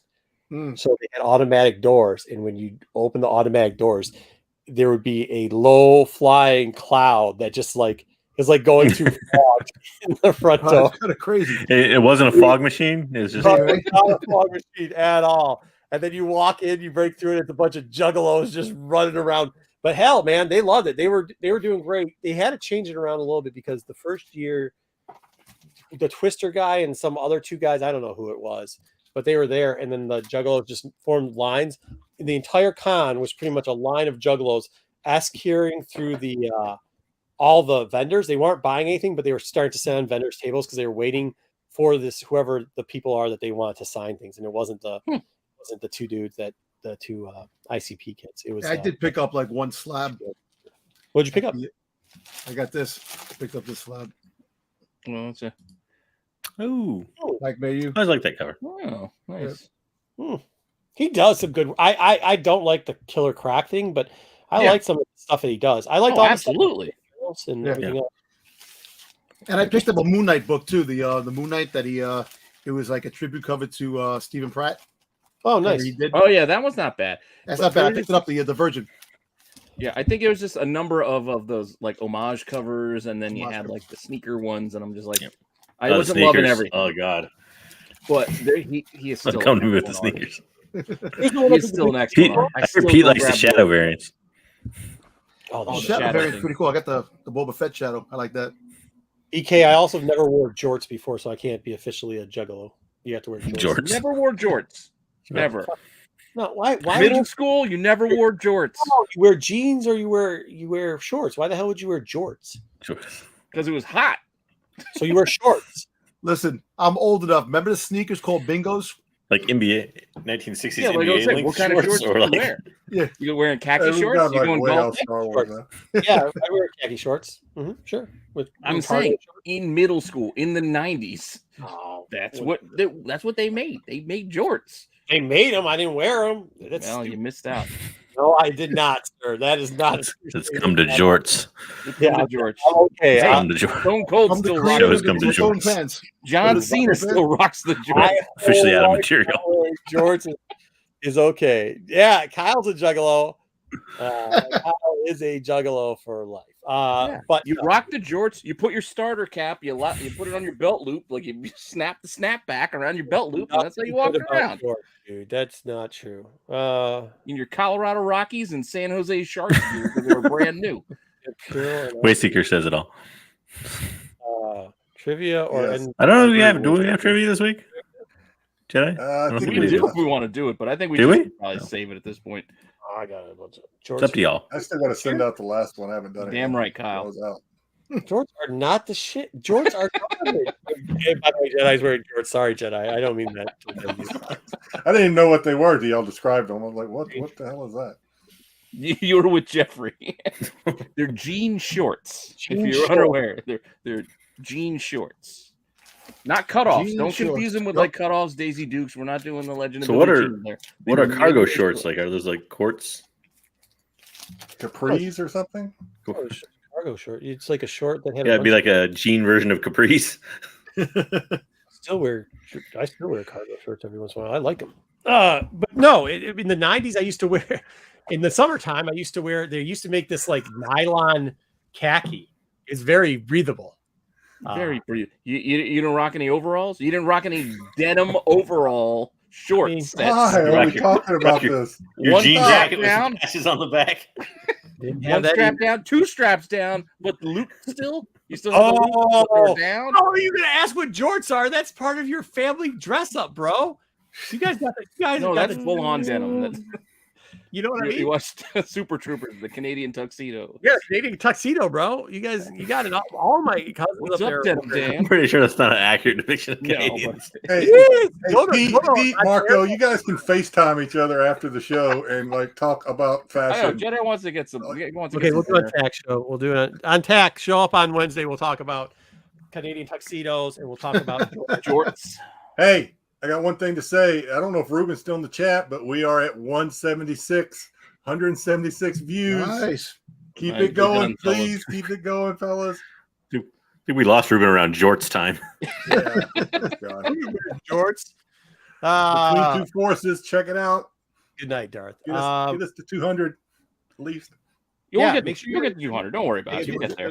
Back it on this show. You'll get up to 200. I have to watch it. Yeah, once I watch it, You'll get to 200. Don't worry about it. You guys will pass 200. But yeah, what else do we got this week?